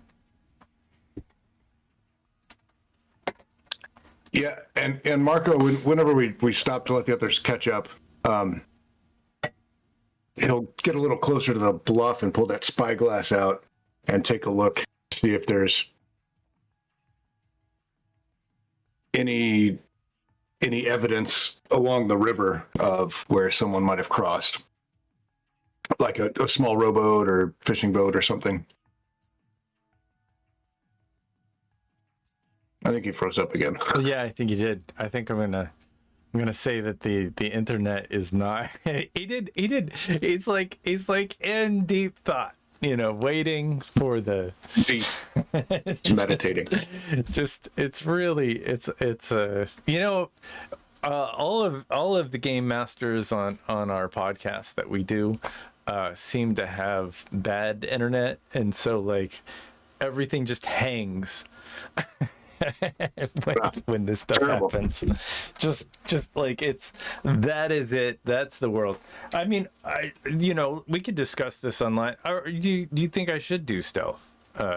Should one of us do stealth and one of us do looking out? I don't know if that balances. I don't know the mechanics of this game very well. So if we balance that, I do have a pretty high perception though. So. Yeah, I don't have any stealth, and I only have a little bit of perception. Yeah. I have a much higher perception than I do of stealth. Yeah, I said we just keep a lookout and not really worry about being stealthy. Okay. And then I'll just do perception. And I'm not really sure. Is that like attention? Is that a cumin? I'm not really sure the direction that is.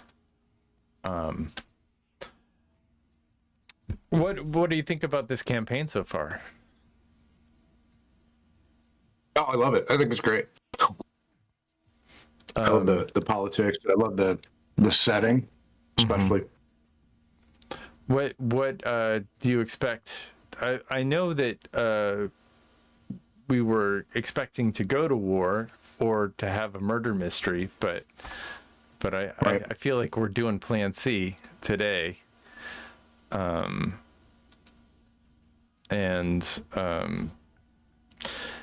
there any things you're looking forward to in the next coming episodes or games?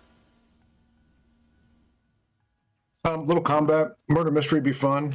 I know John has a crazy imagination, and so I'm sure he's got something up his sleeve for us. And where's this place with the cliffs and the kayaks? Where is that? Oh, it's just off the internet somewhere. Internet. It looks like I want to go to there and do that. I do like kayaking. Do you kayak? Yeah. Kayak or canoe. We do float trips all the time. The Ozarks isn't too far from here.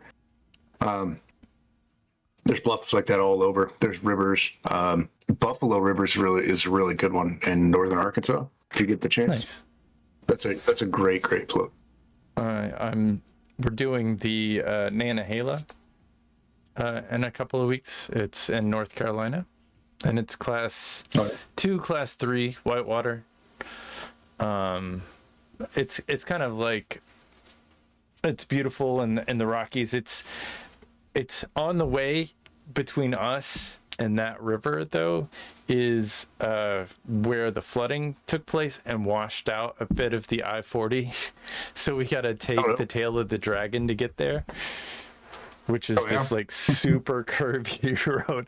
So it's like very curvy, and then it gets into, whitewater. My mighty Toyota Camry is gonna take these turns, and usually when I run this, it's like if there's a motorcycle or something behind you, they're going about as fast as they possibly can go, so they're just on you, Right. and you're maxing out. My tires are squealing the whole time. Welcome back. I think we were discussing marching orders and how we were gonna spend the time going up the hill, or the next step. I think we both decided on surveillance. So surveillance is priority, stealth is secondary. Okay. Right. From both of you then, one of you has a spyglass. Let me know which one of you is using the spyglass. Can I get then a attention, perception, surveillance from both of you? Whoever is using the spyglass, please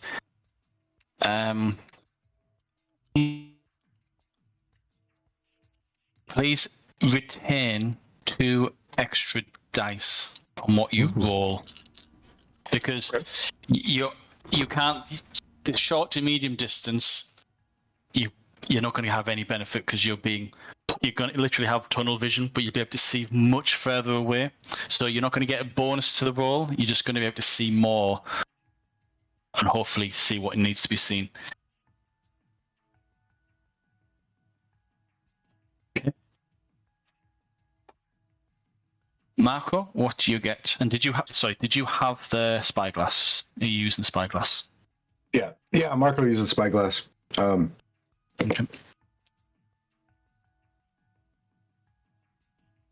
I'm sure what the spyglass does. He got a 21. 21. Okay. I got a 23. So spyglass. I've just looked. I should actually read the rules that I've written.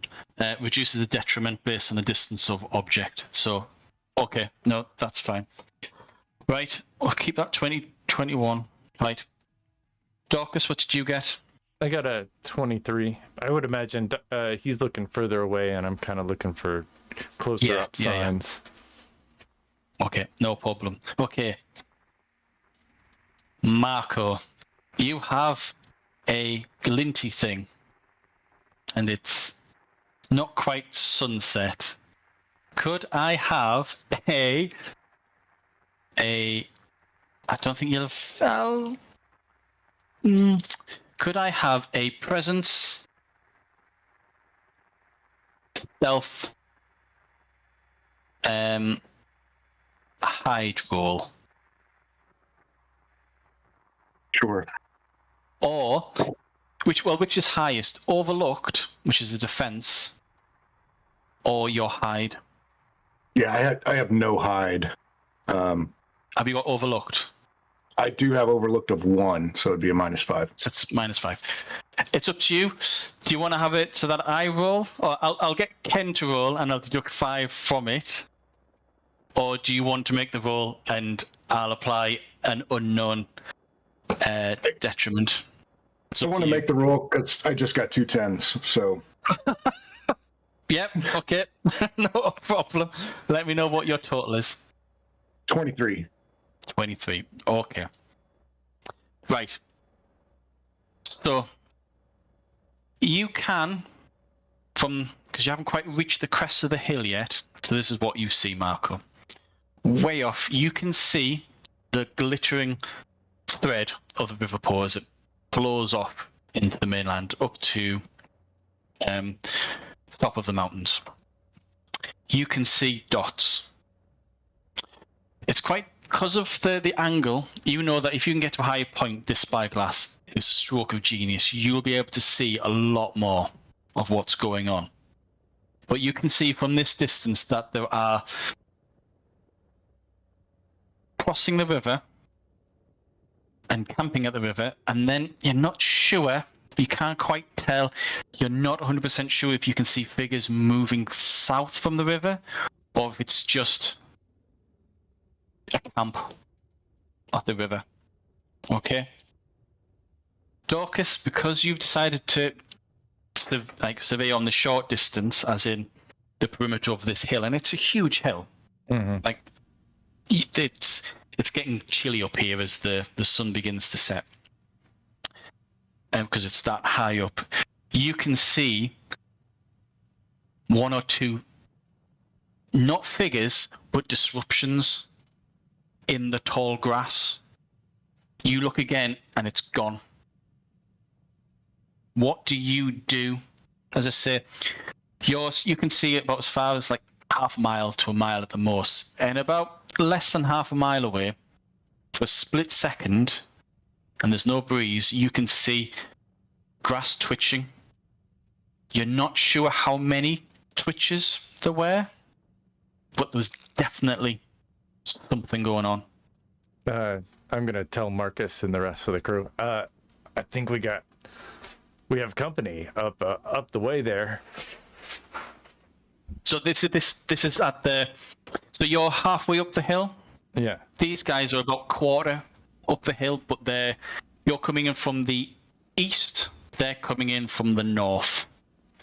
That sort of thing. You think we should head them off at the pass?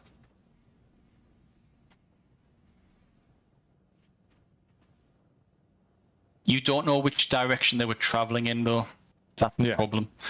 You saw 2 or 3 twitches, so you might have an idea of how many there is, but you don't know if they're going north, east, southwest. Do you want to make another roll? Yeah. Or I'll give it a little another roll if that's what is needed to kind of try and understand. I'll give it another look-see. Okay, instead of that roll, could I get I just need to know how subtle you are, because you are the tallest person here. Sure. Can I get a control, stealth, hide? Yes. I don't have any hide, I just have overlooked. No, because you're acting. I'll still.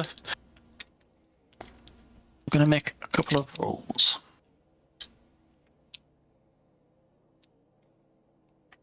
Marco, do you duck underneath the grass? I do tell him that there's somebody over there. Yeah. As soon as you mention that, Luigi and Alfredo duck. Marco, do you duck? Yeah. Yep. For sure. And then your 3 follow you. So the only person that's above the grass line is Dorcas. What did you get? I got I got 110, a 1 and a 5. So I don't know. Is that 20? Ditch the 1. So that's how many dice are you keeping? I keep 3, but I only rolled 4. Okay. Oh wait. Ditch the 1. No, I didn't roll enough dice. I was supposed to roll 3 more. I was supposed to roll 6. 2 more. Oh no, 3 more. Right. I rolled 3. What's your control dice? What's your dice 6. pool for control? 6. Okay. Right. Okay. Roll the other 3. And that is another 10. And then how many do I keep? 3? How much have you got in stealth? Oh, 1. I keep 1. Just keep 1. So I got 20.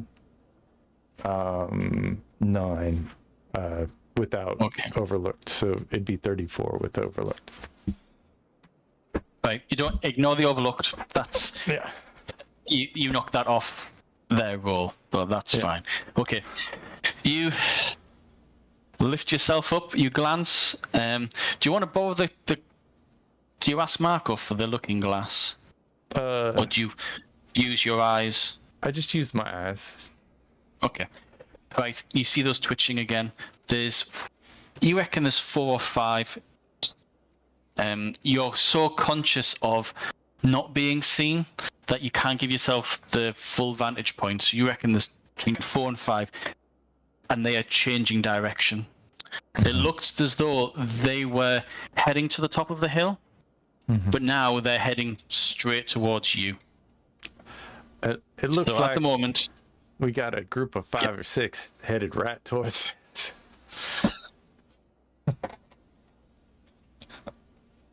okay. Alfredo, Luigi, look to you and say, "What do we do?" Well, I suppose we do a little ambush.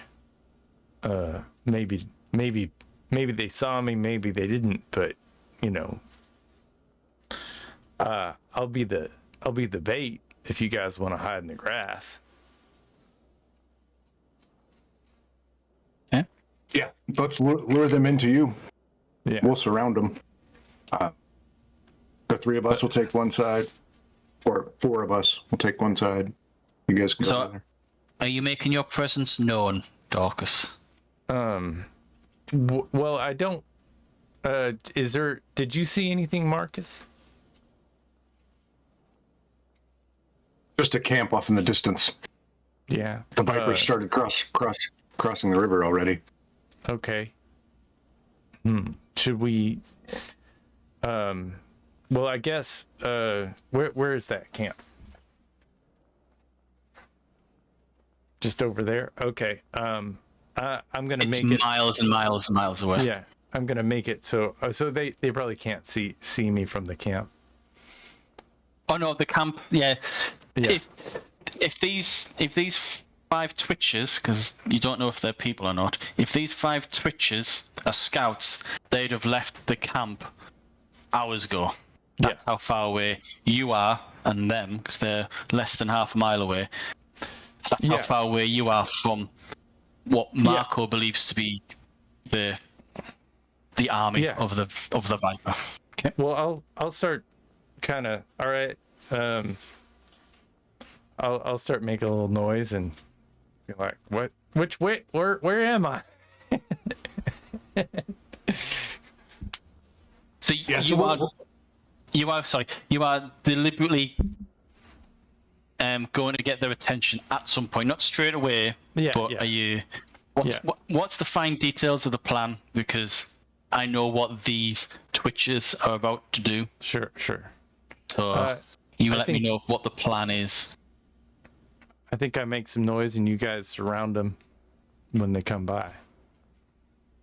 Yeah, and I think we're gonna like low crawl, slow. Try not to disturb the grass too much, but kind of spread out so that by the time they get to Dawkins, they'll be right in the middle of all of us, and then we can spring the trap. And also, here's what Marco's going to do. He's going to use his red hand ability to detect metal, and reach. He's going to reach out and try to pinpoint where they are, how many of them there are, where they're moving. Yep. So the detect element spell is the straightforward spell. It translates the presence of that particular element into a sensation that's in your head. So you can see without seeing, you can smell without smelling. You don't need a line of sight. It's your soul's connection with the world around you, and it connects. It kind of feel like how static will jump from one point to another. That's what your detect element spell does. And so what we'll do then is we'll go through that spell, and I want to double check the range. So, because this is the first time we've done spells, we're going to do spells from scratch. So if you want to make a note of how this spell works so that you just go, right, I'm going to do it, bosh, this is what to expect. Create a spell book of your own. It's entirely up to you. The system uses tricks, not a list of spells. So a trick can be used in different ways, depending on how you want to use it. It can be as specific or as general as you want it to be, but each one is a different spell. Okay? And then if you really like a spell, you can spend experience and make it a signature spell, and it comes cheaper, and you just become better at it. Okay? So, with spells, you have something called parameters. The parameters are all, it's like how your spell takes shape.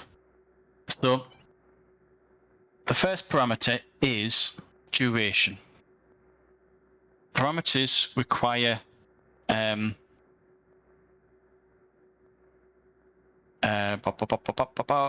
parameter points. You have a number of parameter points equal to your soul. So I think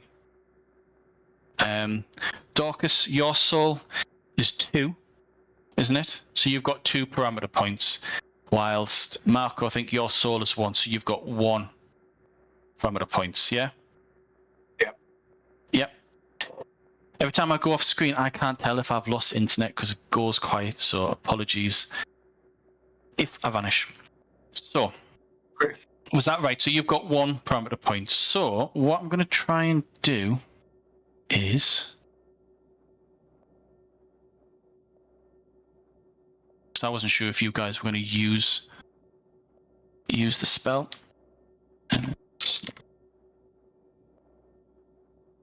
It's the perfect timing for it. Yeah. I was like, go on. Someone mentioned the spell. Get to use magic. I've been waiting for a time. Perfect. Yeah.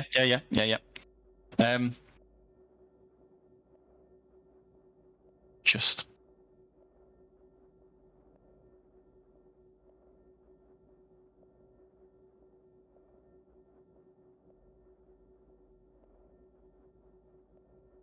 Yeah, I'm looking through the book to kind of see it. Yeah.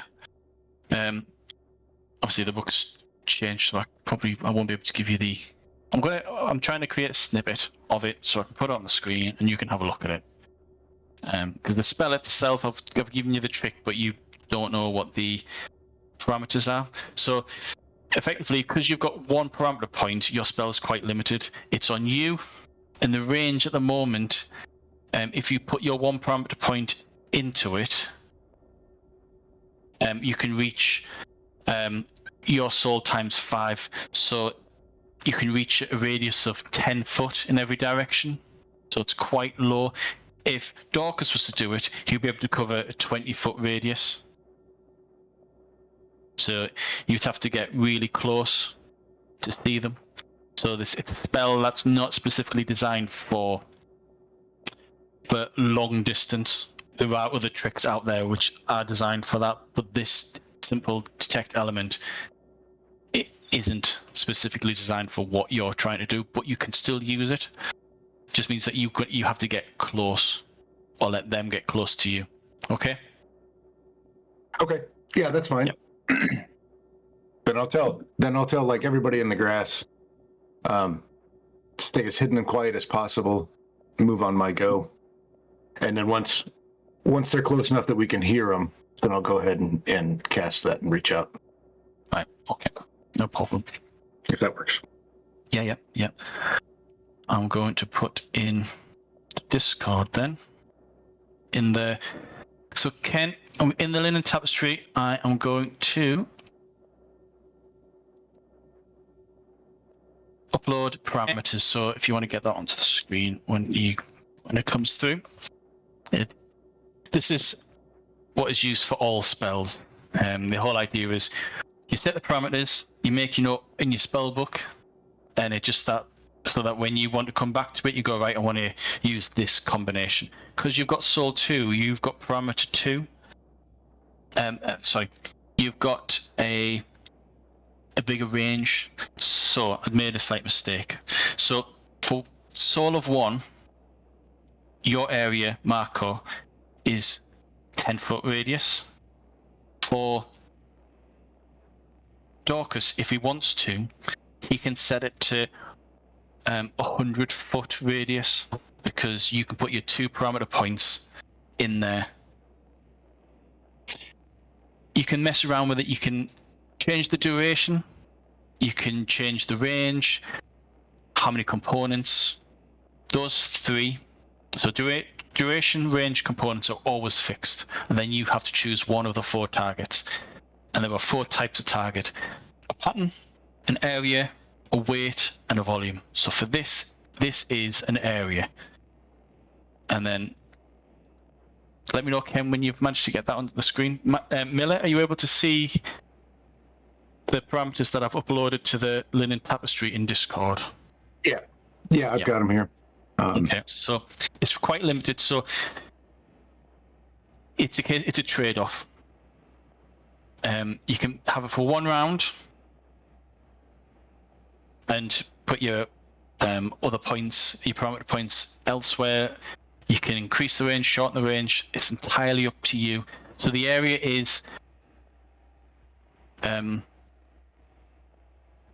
circular, but if you wanted to put points into range, you can actually, rather than it being you being the center of the radar, Dorcas, you could apply it like 100 yards away and then create it as a 10-foot radius circle. It's entirely up to you. As I say, the spells are all freeform.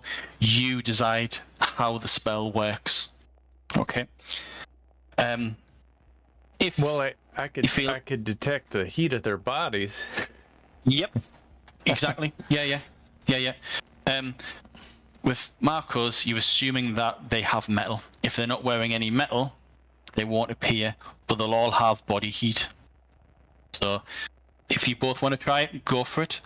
Yeah, go for it. Right. They get closer and closer and closer. So say you guys have spread out. Correct me if I'm making assumptions or anything like that.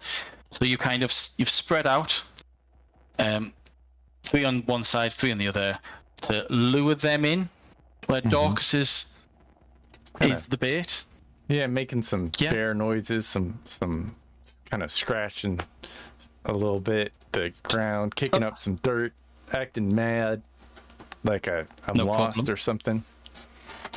So at the moment, they're about they're approaching 100 yards away. You can see the twitches. There are 5 twitches moving towards you. Mm-hmm. You do occasionally see a cap or hair, the top of someone's head, briefly come up and then back down, and then they keep moving very, very slowly. These guys are really good. You think there's at least 5 people. It's hard to tell. So the choice is yours. You obviously want a radius of at least 10 foot. So that's 1 parameter point put into the area for the size. Do you want to spend your second parameter point on the range and you cast it 100 yards away where they are just reaching? Or do you want to use your second parameter point on making it last longer? So at the moment, if your duration is 1 round, it'd be like a blip of information. Right. I think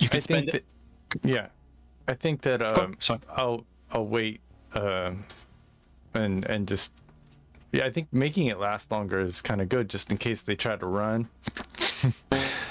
and maybe I'll be able to find... They won't know that you've cast anything because there's no outward.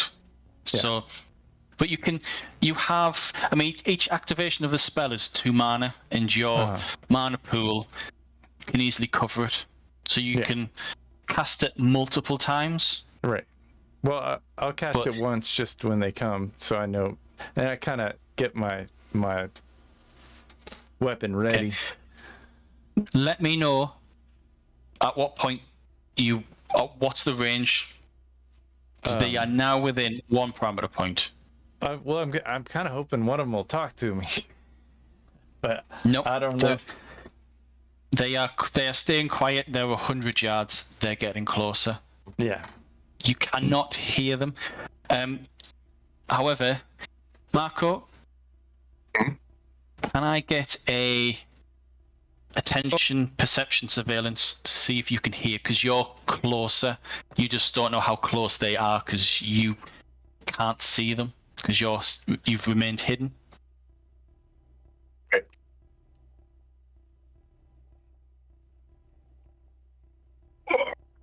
Two 10s and 2 1s. Okay. So that's 20. I have an awareness of 5 minus 5.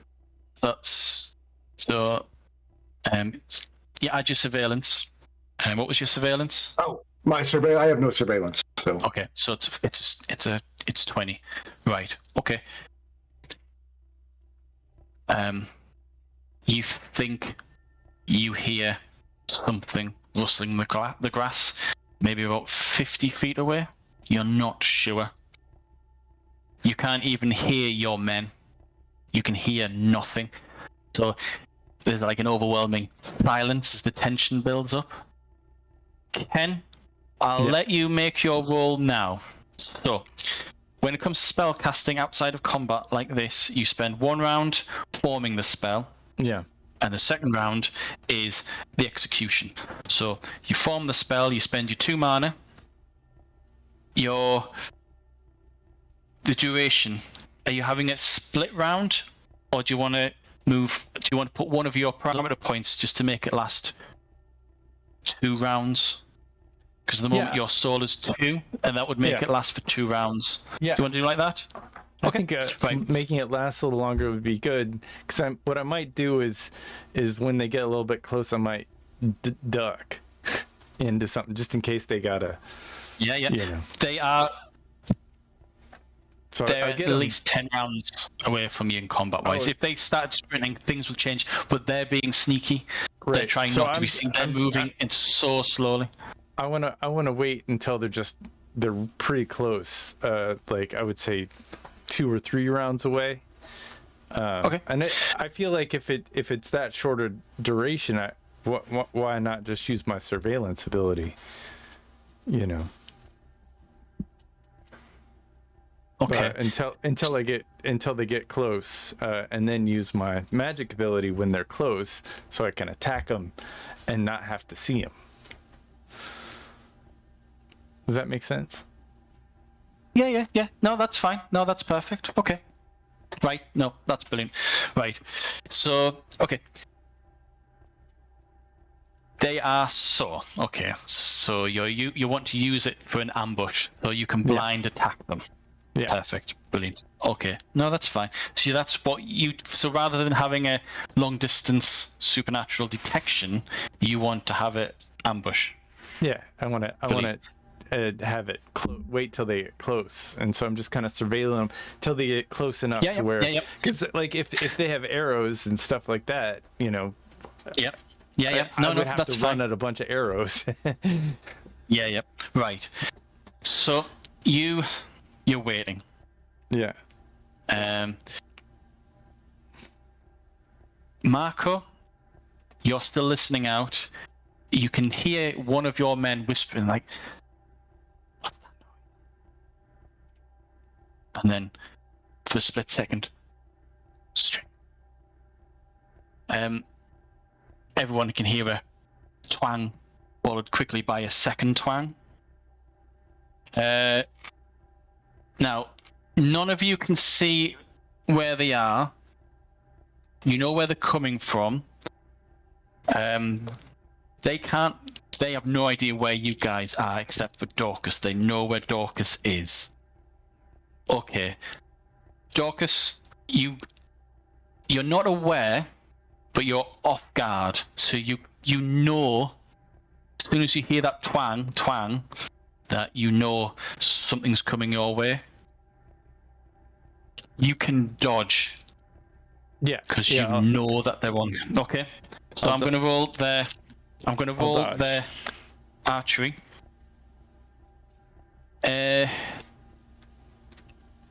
Marco, can you roll 2 10s If they're odd, if any of them are odd, they automatically miss.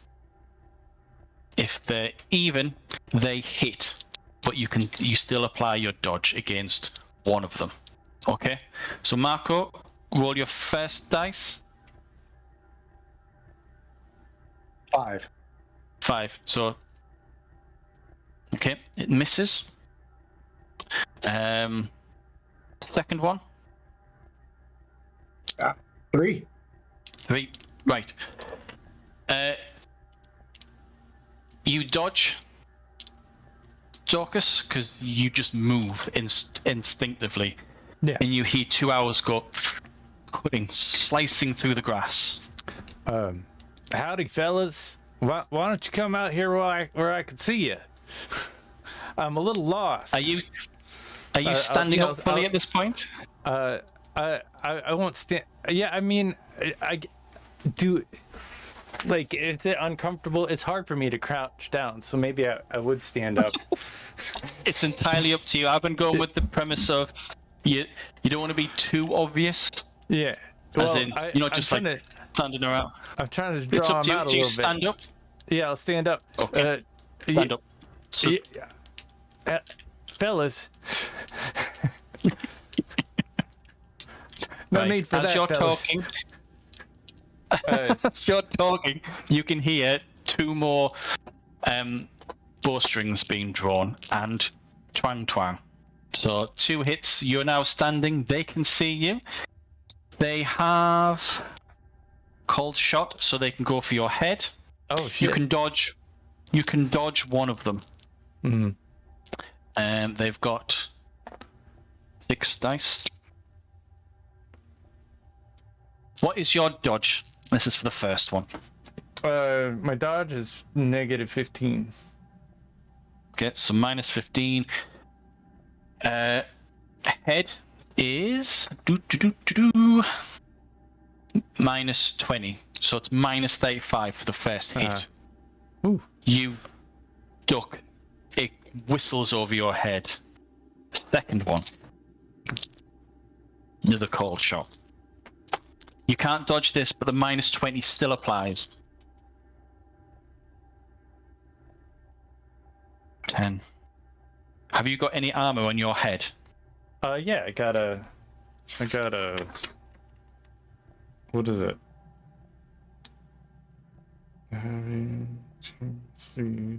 What is head? I got a helmet, I think. Just What a sort of regular helmet is it? helmet. What's its? So let's have a look at the armor. So, what's it called? Is it cap, helmet, or what's the other one? Coif. I just had a helmet. Whatever the zero is, whatever the zero helmet is. I feel like it's not expensive helmet. I gotta find it.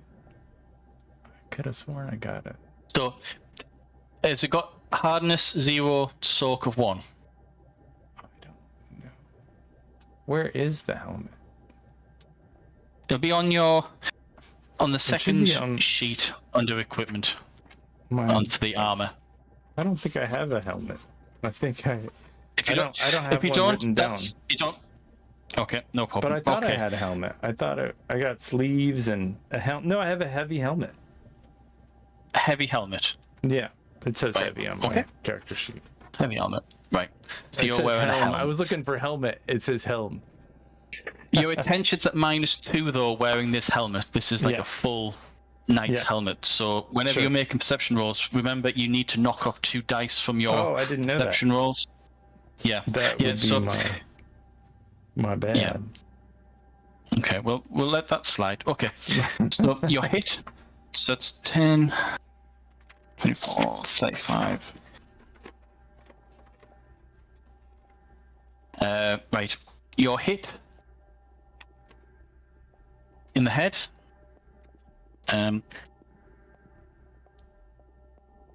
They don't use barbed arrows because that's just cruel.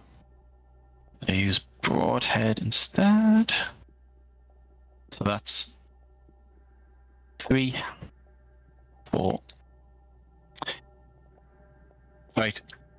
Clips off your helmet, and you take 1 fatigue from it. You're wearing like the best headgear out there, which is why it's got such a massive penalty to perception. If it wasn't a play test, I would have said that you weren't wearing it because you've been using it. You wouldn't have been wearing it to see things, if you know what I mean, because you'd have your nose guard and around the eyes. So yeah, but when it slides, you take 1 fatigue. Where does that go on the character sheet? So on your character sheet under health, you've got your side of health. You've got your hit locations, and then along the bottom you've got fatigue. So you've got at -0, you've got a number of ranks equal to your resistance times 2. So what is your resistance?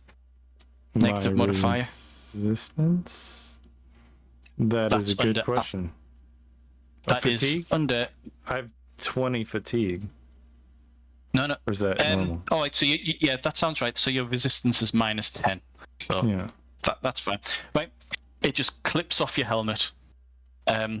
You're lucky. You reckon that if you weren't wearing that helmet, it would have caught you straight, maybe in the eye or in the face. In the face. Yeah. You can hear it. You just hear it clattering off your head. Hey. Marco, do you want from the noise for everything that's been going on? Do you want to cast your spell to figure out what metal is out there? Your spell will last. Yep, go ahead. So you roll your soul, keep a number of dice equal to the element that you've got. So it's roll 2, keep 1. If there's any 10s, keep them. That's a 6. Did you get any 10s or anything like that? No, I got a 1 that I threw out, and then. All right, okay, no problem. Next round, you can do it if you want. You reckon that they are 50, maybe 50 feet away from you? You're not sure. You're just basing this off the twangs, but all the twangs have been heading past you towards Dorcas. So you spend 1 round forming the spell. That's the first round of twangs. The second one is you fail, and that's when the second round and Dorcas gets clipped by an arrow. Dorcas, what's your action? Fellas, I'm gonna have to kill you now. I will run at them. With the mighty force that I can. I will close the gap. Right. You pelt it through the grass. The grass obviously slows you down. Some of it, as you're trampling through it, folds over. You feel like you've no idea the layout of the land underneath. So I mean, I've been in here for a while waiting for them to find me. I guess I knew some of the layout. I've been surveilling. Yeah, it's not because it's all under grass, and these are ploughed fields. It's not. Gotcha. Yeah, so what I'm getting at is it's not like walking on the stone pavements. So you run, but as you're running, you realise if you run too fast, you could risk having to make a roll, and then you could trip over or. Sure. Whatever. It's up to you. Do you want to risk and sprint and possibly fall over, or do you want to keep at a distance where you'll get them in about 3 rounds? Oh, it'll take me 3 rounds to get them. I might just stop and hide real quick while they reload. I'll get a little closer, and then I was like, wait a second, this is not good for me, and then I might duck down. Because if I'm in deep tall grass, they can't shoot through tall grass. So they can shoot through like the top half, but like before, if Marco rolls an odd, it completely misses you. And if they do manage to hit at you, you can apply your dodge because you're off guard. Yeah, sort of thing. So you've got a bit of cover It's just Yeah. not perfect. Well, can I? Unless you... I can't see him. Go ahead. So Yep. maybe I'll duck down and then I'll activate the magic so I can feel where they are and move to them more slowly. Yep. Yep, no problem. Okay. Next round. Marco, what are you doing? Because your men, you can hear them moving closer and closer to them. Dorcas is doing a great job. He's attracted all their attention, and these guys are heading towards them. However, from your vantage point, you can only work out that there's 4 active, because there's only been 4 hours shot. Okay. What are you doing? I'm gonna go ahead and prep the spell again. Maybe I'll have better luck when they're closer. Yeah. Okay.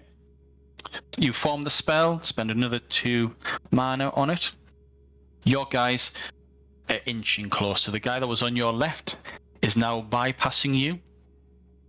And your trap that you've effectively, like all 7 of you planned, is slowly getting into position. You just need Dorcas to somehow pull them into the trap, because at the moment they're still on the edges. Guys on the other side are doing the same. 2 archers who were reloading last round shoot again. Dorcas, you've ducked. Marco, can I get a D10 roll? If it's an even, they can hit. What are you doing? Can you make your roll? 10.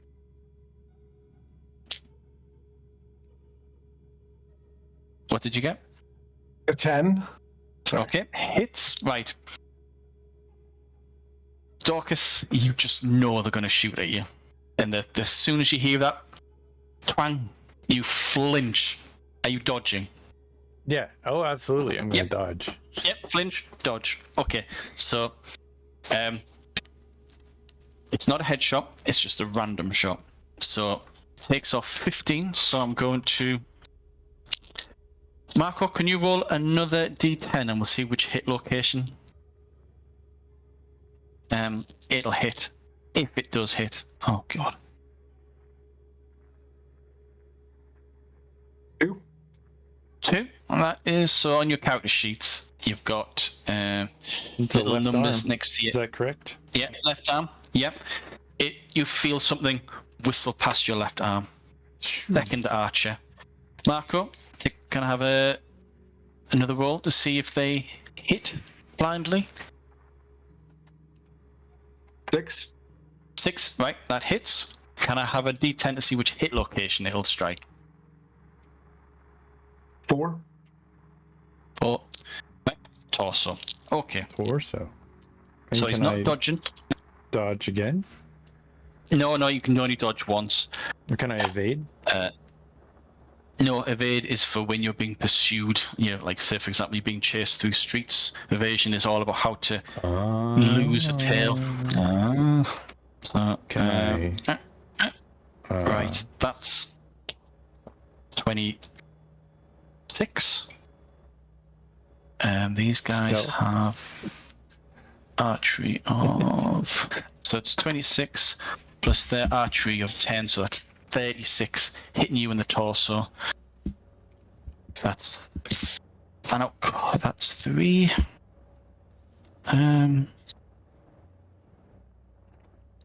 Just gonna check the outcome. I feel like if I'm it's in in a- tall grass, there should be some impairment. But no, because it's just grass. It'll just cut through. The only impairment is they can't see you whatsoever. I Hence don't the know if mist. you've ever been in tall grass before, but it doesn't work like that. But if it's an arrow, if it's an arrow that's as thin as the grass, it'll just whistle through. It's like fine. It's your game. It's your mechanics. But grass is pretty thick. Oh, okay.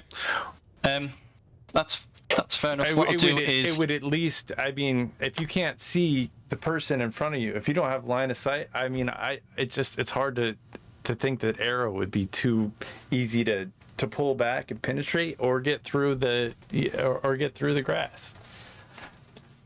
Just, broadheads, an observation. Broadheads especially they'll get thrown off, and that's just anecdotally. Broadheads through grass, they'll go wild. But Okay. I mean, it's fantasy world. Yeah. It is your world. You've built it. You know the situation. Okay, no, that's a fair point. So they've got 36. It's an impressive success. So it's +1 wound.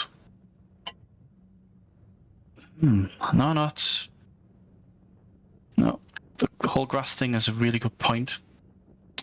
I'm going to increase. So it's going to hit when it hits you. What armor are you wearing? What's your chest? What protection have you got in your chest? Or it's a scale cat. It's a 4 hardness. Scale. All right. Okay. Right. Okay. What I was going to suggest is I was going to apply a hardness of 2, because effectively, as you guys are suggesting, that as it's going through the grass will slow it down, and it'll lose its sting. So the 7 damage that it's doing gets reduced to 5. Your armor is 4, and you can soak up to 4. So you take another fatigue. So I don't want to. The mechanics. I've written the mechanics, but the mechanics are based. I want a gritty game, not high fantasy. So input from players is fine. It just means that it would work both ways. So you take 1 more trauma, 1 more fatigue. Mm-hmm. Dorcas, what are you doing? Were you prepping your spell? Yeah, I prepped my spell the last turn. I felt like, and I'm just kind of feeling them out. Are they getting closer to me? Can I move at all while prepping a spell, or is that just a? No. You're technically you're kind of prone, because when you cast a spell, you've got 2 components. Yeah, I'm low. So each spell's for sure. Yeah. All so right, that's fine. I guess I'll just hang here and get my whippings. No, that's fine. I mean, that's fine. So you've got So last round was your formation. Yeah. This round you cast your spell. So roll you've dodged. So say you've dodged. So you roll 1 less dice.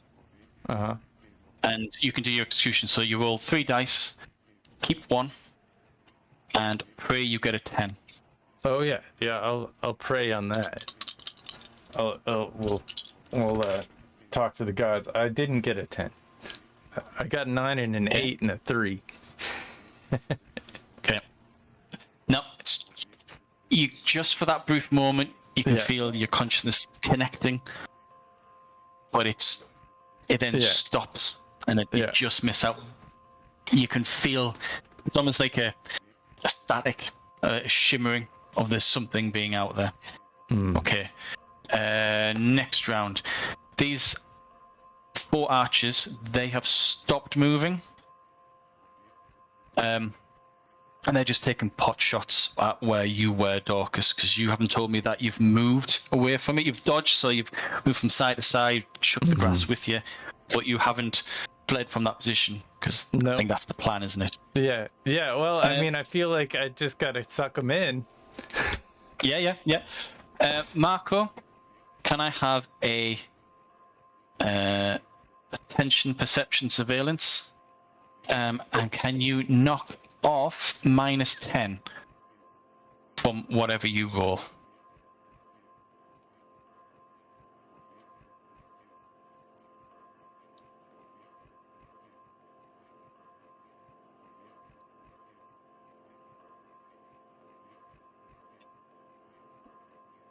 I only got 7, so if you take 10 off of that, it'll be -3. Negative. Okay, right.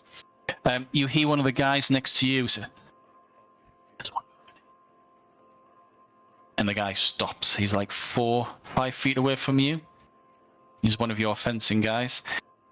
and he's talking straight to you, and you can just see his outline, but you can see his arm pointing out, like the silhouette of his arm, and he's pointing straight in front of you. And when you look, you can then work out that there's maybe the outline of a figure walking straight in front of you. What do you do? Like right in front of me? You it's hard to tell. He's maybe like he could.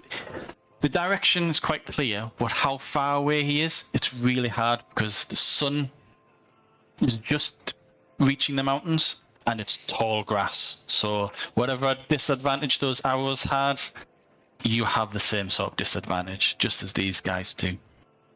But it's clear what their plan is: distract the big guy, shoot him with arrows, whilst at least one person is going in for the kill. What are you doing? There's just one that you can detect, and that's only based with the assistance of your companion on the side. What are you doing? I've already prepped the spell, so I'm going to go ahead and use it. Okay.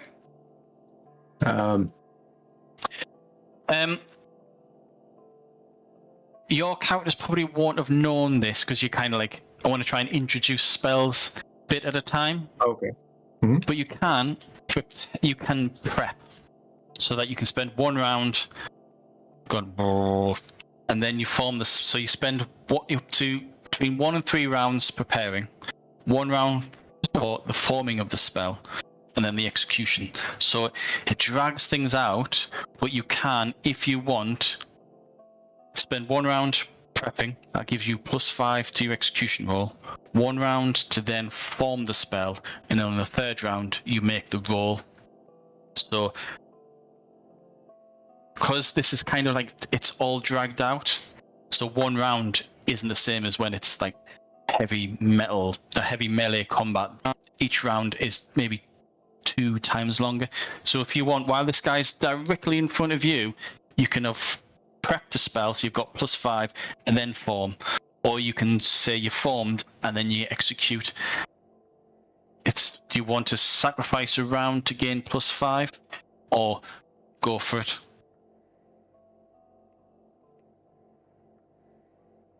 I'll just let it go. And I'll look over to my buddy and say, quiet. And then I'll pull my rapier up and try to sneak up to stab this guy. Okay, 2 rolls then. First is, can I have a control, stealth, stalk?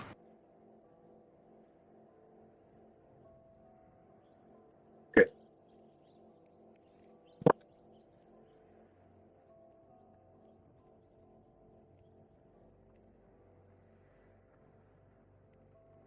Yeah, that's 9 altogether. Right. You step forward, and after about your 3rd or 4th, the grass, your foot hits the base of some of the grass, and you hear a and the silhouette stops, and then he turns round. You can just about see each other. You're both off guard because neither of you can work out how far away you are. I'll come back. So you two can act at the same time once Dorcas has done his action. Dorcas, what are you doing? I've had enough of these guys, and I clearly have had enough of magic, and I'm just gonna rush the closest one where I think the arrow. And can I use evade? Like do an evade rush? Like go kind of. No, evade is when you want to evade someone. So if you're being pursued. So for example, if you were being chased. All right. And I would make the roll for them, and then you would say, right, I wanted you, and I'm evading, and that applies to defense, and it reduces it. So. Okay. Is there a way to like make a ziggy zaggy? You can stalk. Yeah, if you want to approach without being seen, If you want to Well, it's approach not without really- being seen, It's not really being seen. I just want to kind of bombastically move so I'm harder to hit.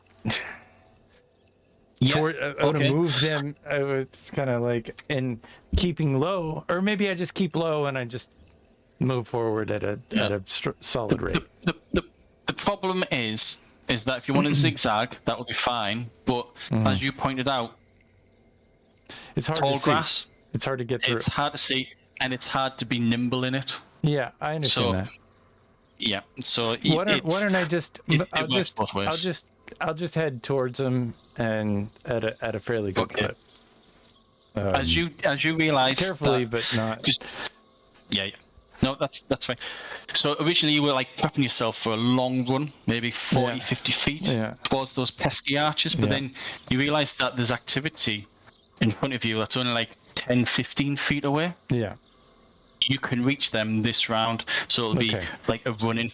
So you run in, match your first action, and then when you act, you're at -1 dice. Okay. So I'll let you go first. So you can have your action, and then these two act after you. What are they? What do I see? All you can see is silhouettes. You can see grass. So you've got two silhouettes approaching you, and then they've stopped. Yeah. One has torn grass down, but they're crouching, and the other one is a couple of feet closer to you, and they've stopped, and you can see like an opening in the grass as to where they are. That guy is closer to you, but the other guy, he's like maybe another 2 feet behind you, but you don't know if it's two enemies or two of your friends or what. You cannot tell. Yeah, I'll get closer to where I could see him. To whoever's closer, I guess. Oh, okay. So do you want to move in to assess, or do you want to move in to attack? I want to move in and ready my sword for attack. Okay, right. You move in. Or my mace. Mace. Yeah. You move in. You can tell that the one who's broken the grass and there's a bit of an opening. From your vantage point of height, you can see that that's Marco, but he's facing perpendicular to you. Yeah. And the silhouette that was approaching you is now turning around, and they're kind of having a face-off without being able to see each other's faces. Yeah. Right. That's you. So back over to you two. So Marco, what are you doing? You're both acting at the same time.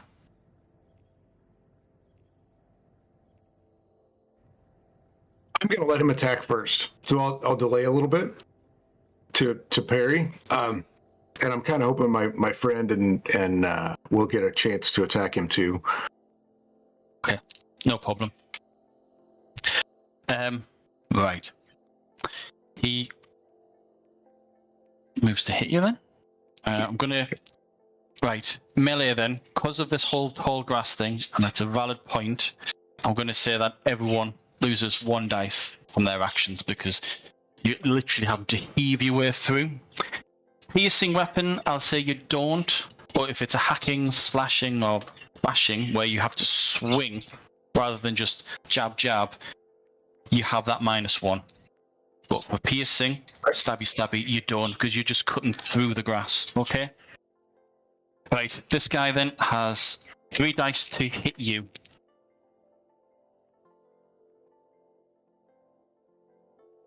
What are you doing? What's your defense? I'm going to parry. Parry? Are you going to parry and dodge, or just parry? You can mix and match. Just parry? Okay, what's your parry? Yeah. I have it written down as 30, but let me double check up top. Yeah, I think that might be from when it was double. So yeah, it's 3. I got melee 3, parry 3, so it's 15. Okay, 15. Right. He swings his sword. It slices the grass down. But he just misses you. He's about. You didn't even need to parry. He's so. You're both further away than you thought. So he sways through the grass, and now you can see him, and now you can act. You know exactly how far you need to lunge forward to get to him. Right. Speaking of lunging forward, I'm going to go ahead and use my lunge. Okay, go ahead. And let's see. Piercing. All right. Oh.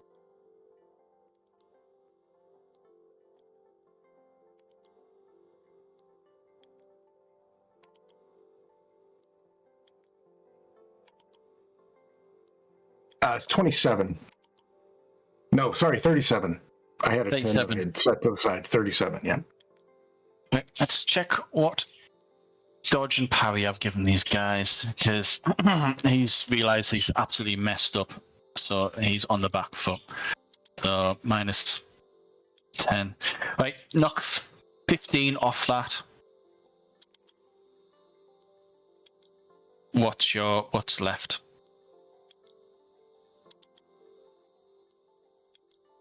22. 22. Okay, so hit him with a competent success. Okay. That is so base damage only. So it's your speed plus the hardness of the weapon wounds.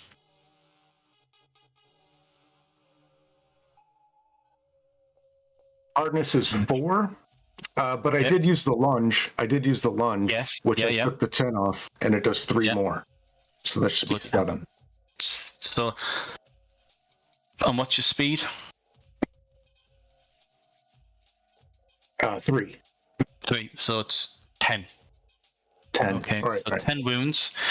Oh God, his armor. What did I give him?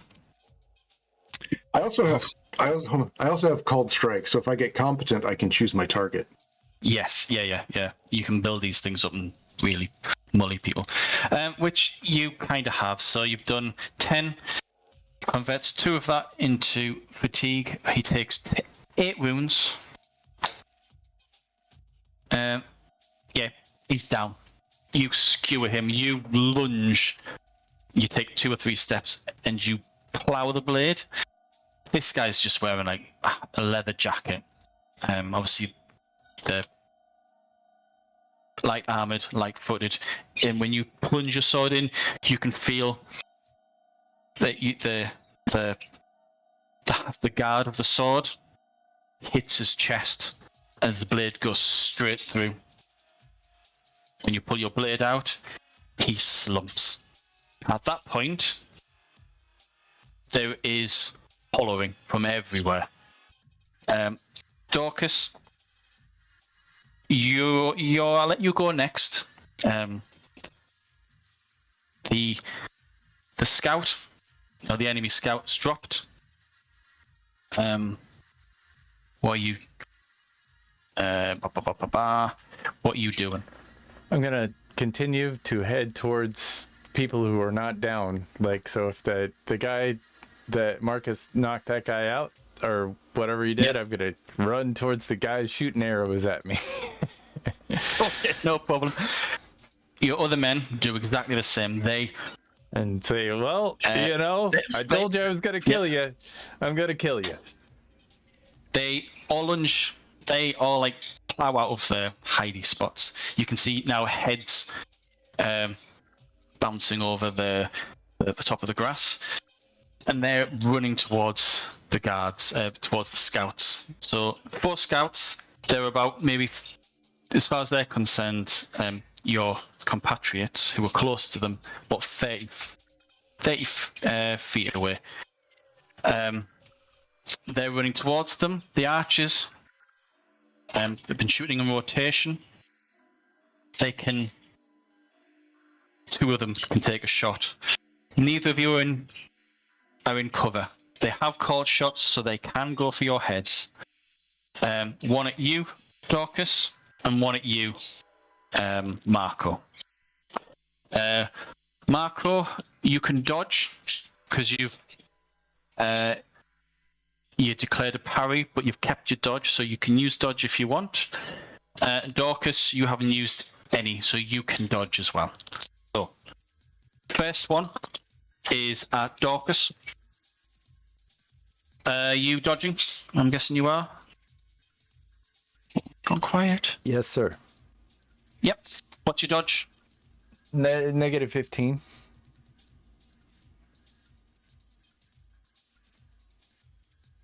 Okay. He hits you. In the head. Oh, so again, it is not that great. Take another fatigue. Your helmet is saving your life. Sure. Marco. I'm going to dodge. I have a -10 and I have no helmet. Oh, okay. That's 25. Right. Okay. You dodge just enough to take the sting out of this. Hits you. It's a partial success, so it is the wounds -1. So, why is it not working?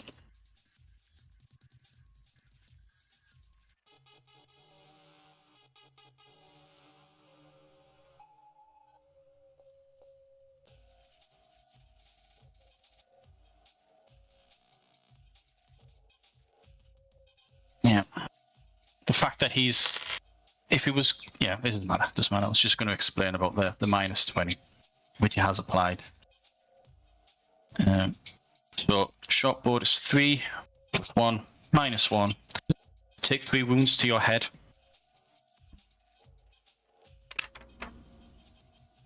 Because the head What's is your? negative 20. Yeah. Yeah. My computer's freaking out. No problem. Can you recall what your brawn is? Is your brawn 2 or 3?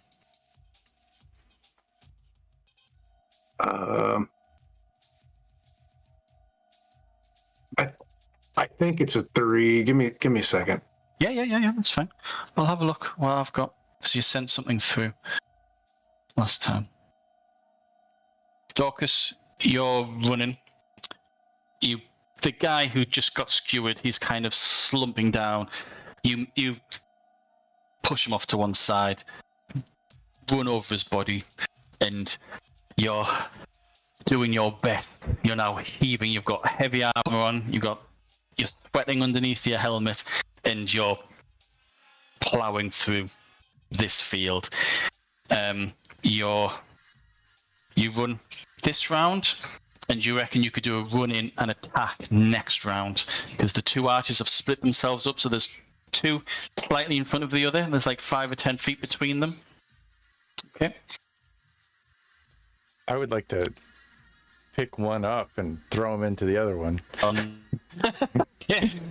So this round is so. But that yeah, no, shot on I know we're not there Yeah. yet. Yeah. So this round ends when Marco gets hit in the head. I just want to find out if you're at -1, because that 3 wounds could take you into the -1, or if you're still in the -0s. Yeah, I checked it. I do have 3 brawn. So Okay. that's You're still at -0. You take another hit to the head, you start taking penalties. Right. Okay. Next round. Dorcas, this is the bit where you push the corpse out of the way and you're running. Yep. Marco, you're in the same situation as Dorcas. Are you running towards the 4 archers? Or you've got your bow? I do. Yeah, I'm gonna run toward him, and I'm gonna shout to my men too when I do. Just get him, boys! Nobody gets away. Right, that is a good point. So, you're running. You give that instruction. The 5 of the men just plow through. You can just see this grass just being cut through. It's like as if there's 3 shark fins cutting through the waves, all heading towards these 4 men. Dorcas, you're the tallest. Can I have an attention perception surveillance from you? Sure. I'll give you +5 because of your height. Gotcha.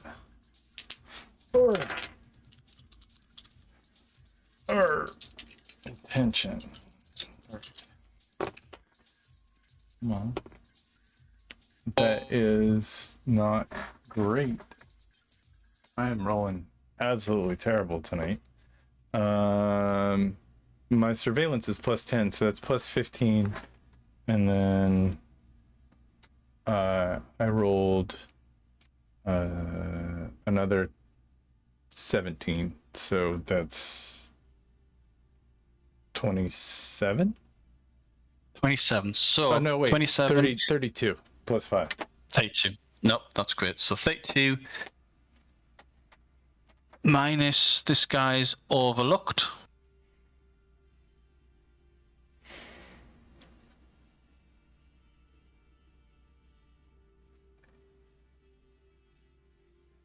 Minus 10. 2. Right. You were right. There wasn't 4 or 5. There was 5 or 6. In the distance, an extra maybe 10, 15 feet away from the last 2 archers, there is another figure. And he is pegging it through the grass. So, we've got a situation where there's between... So Marco and Dorcas, you're furthest away. You've got 30 feet, 2 rounds. So 1 round running, and attack. Get the 2 front archers. The 2 archers behind them, your 5 men are doing the same. They're running in. So they'll run in. So they're running this round, and next round they can cut off the exit of the back 2 archers. So it'll be U7 versus 4. And I'm not going to bother rolling because these guys are extras. You will just butcher them. However... Yeah, I probably yell ahead at my guys to run after the guy in the backpack and say, you two go ahead and take that fella back there. And I it's like I'm like trying to yell in the direction northeast. Yep. That fella. I'll take care of these 2 archers. They shot me a couple times. Can I get, because heat of the moment, there's so much going on. There's people aren't being quiet anymore. There's someone dying. Marco's been shot. You can see that out of the corner of your eye. He's kind of badly wounded. Sure. Can I get a composure? Can I get a composure influence roll? Sure. This is so that this is for you to keep your cool. Right. What? Is that not charm, or is that just anything? Just composure and No, because you're not trying to charm people. You're trying to relay information. Yeah. I gotcha. Yeah. Trying to keep it together. Yeah. You being concise enough. Terrible. I did a bad job, and I got like, we're gonna say 16, 18. Right. Okay. You give that instruction as you've just said. 2 of your guys, which is 2 on the left, they turn to you and they slow down and say, "What? What are you talking about?" And they're looking around. You're pointing in a general direction, and they can't quite tell at first if you're referring to the 2 archers at the back. All right. Because when they look around, they can't see anything. They can't see what you're pointing at. Well, I'm gonna run after the guy. I see it. You're gonna brilliant. Can I get from you then because he's got at least 2 round head start. Yeah. Can I get a speed athletics run from you? Yeah. I'm not going to give any minuses for the tall grass because the other guy's got the same problem. Yeah. Which is, he's gonna totally win. Yeah.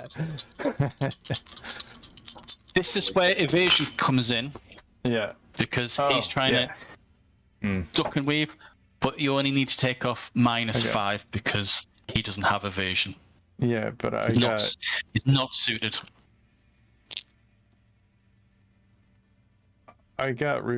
weights. No, you're not trying to lift anything. You're running.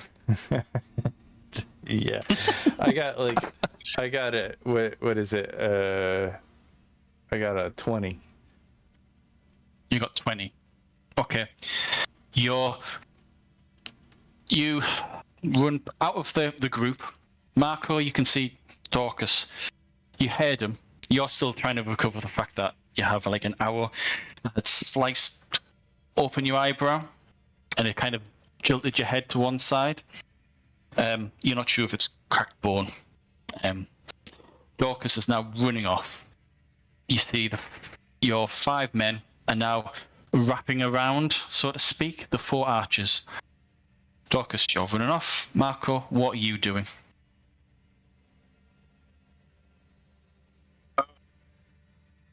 I'm going to go ahead and pull out the bow and use some barbed arrows and try to plug him. Which guy? The guy that's running away. You can't see him. Oh, I can't see him? He's gone? Oh. You can make an attention perception awareness, because now that Dorcas has drawn your attention to that there's someone over there, you can kind of look in that direction. Because at that time you were too busy being shot in the head to notice. So you can make that roll, but that's your action. You have to slow down to survey while you're getting your bow and notching your arrow. You can make this attention perception surveillance roll.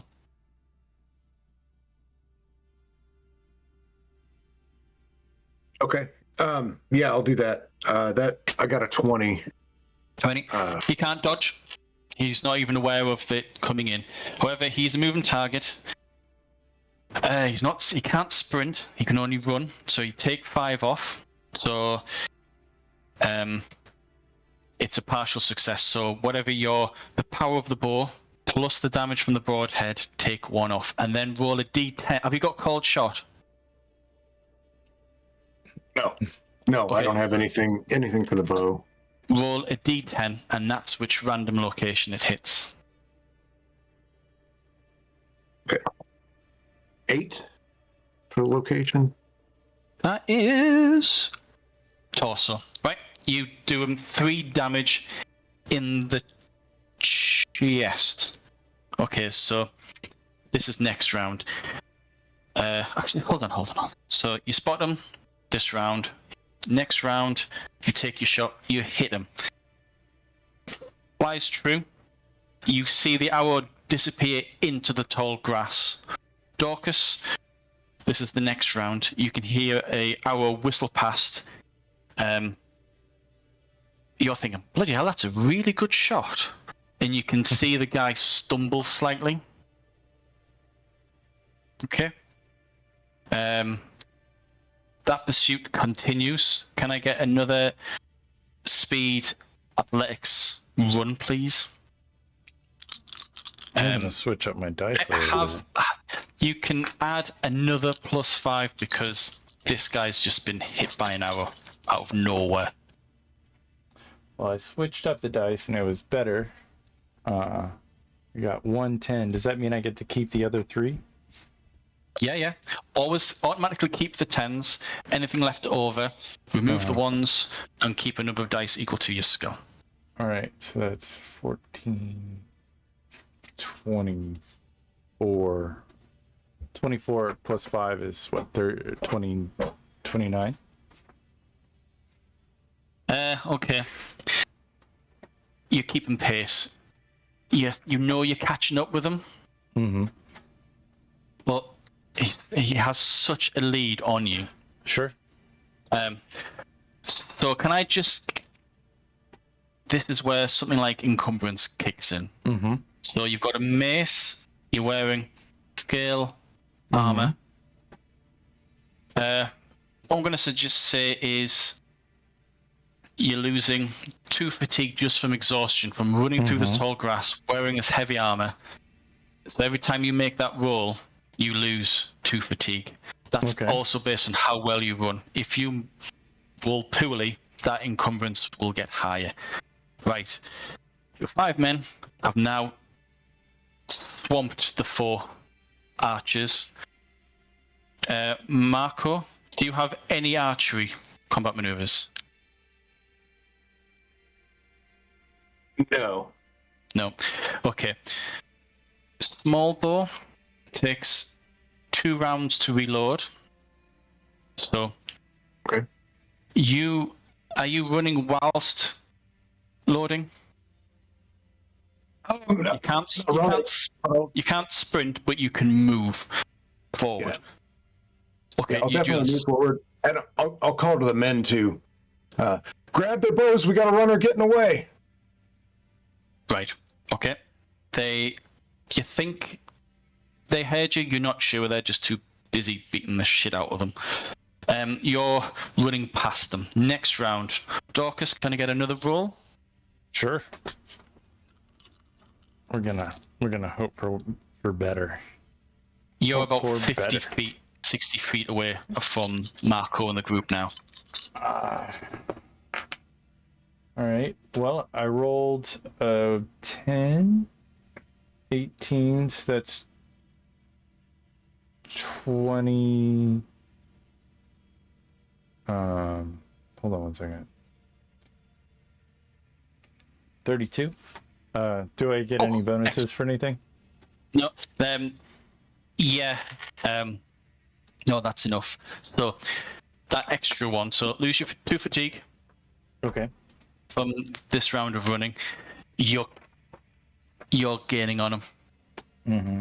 Wherever Marco had hit him, has done enough to slow him down, but hasn't slowed him down a great deal. Obviously, this guy is running for his life. Sure. He is doing whatever he can to stay alive. Sure. You think he might have actually...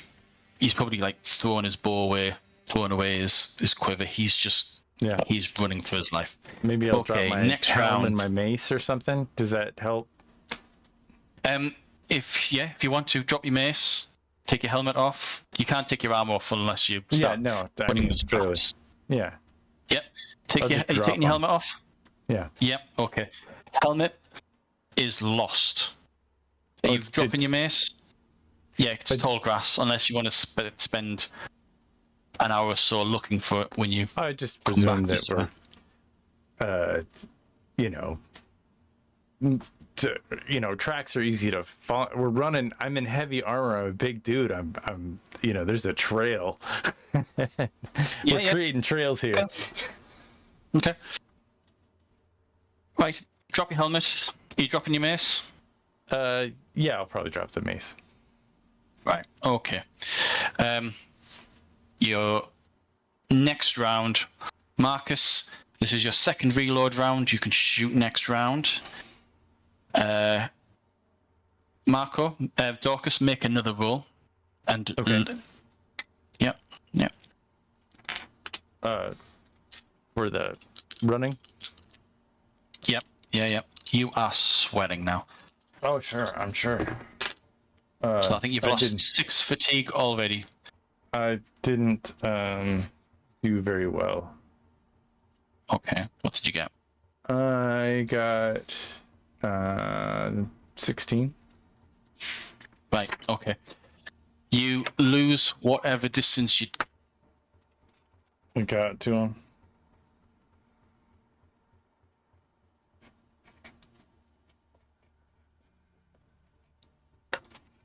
Yes, I lose whatever. I lose everybody. I just sit here alone in the fields waiting for someone to see me again.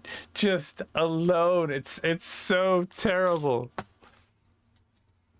What do I do? What do I do with myself? Where am I? I guess we're going to take a short break while we wait for everyone to reappear. Thanks for tuning in. I'm here.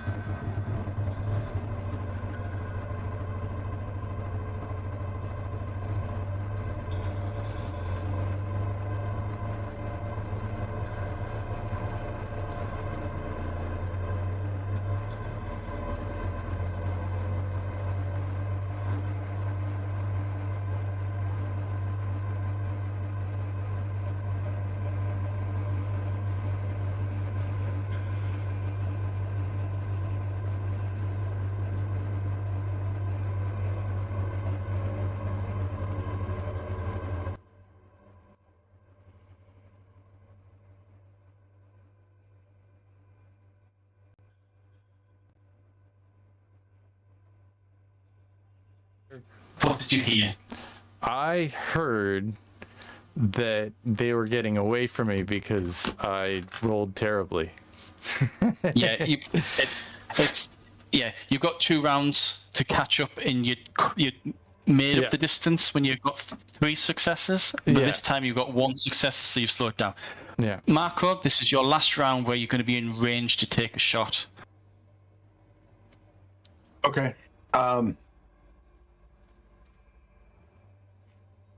Under archery on the character sheet, and I'm not sure if this changed or if this is old, it says aim and extended shot, and that's checked.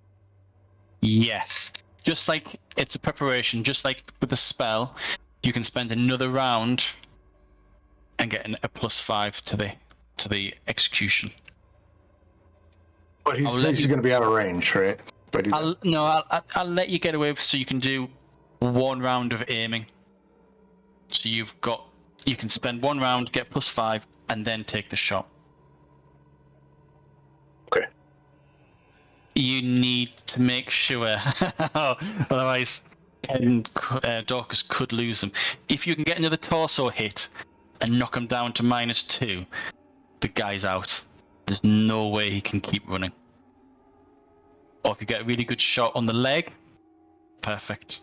At this point, I'm forgetting the whole tall grass thing. I just want it for the take out. All right, great. Cool. Right.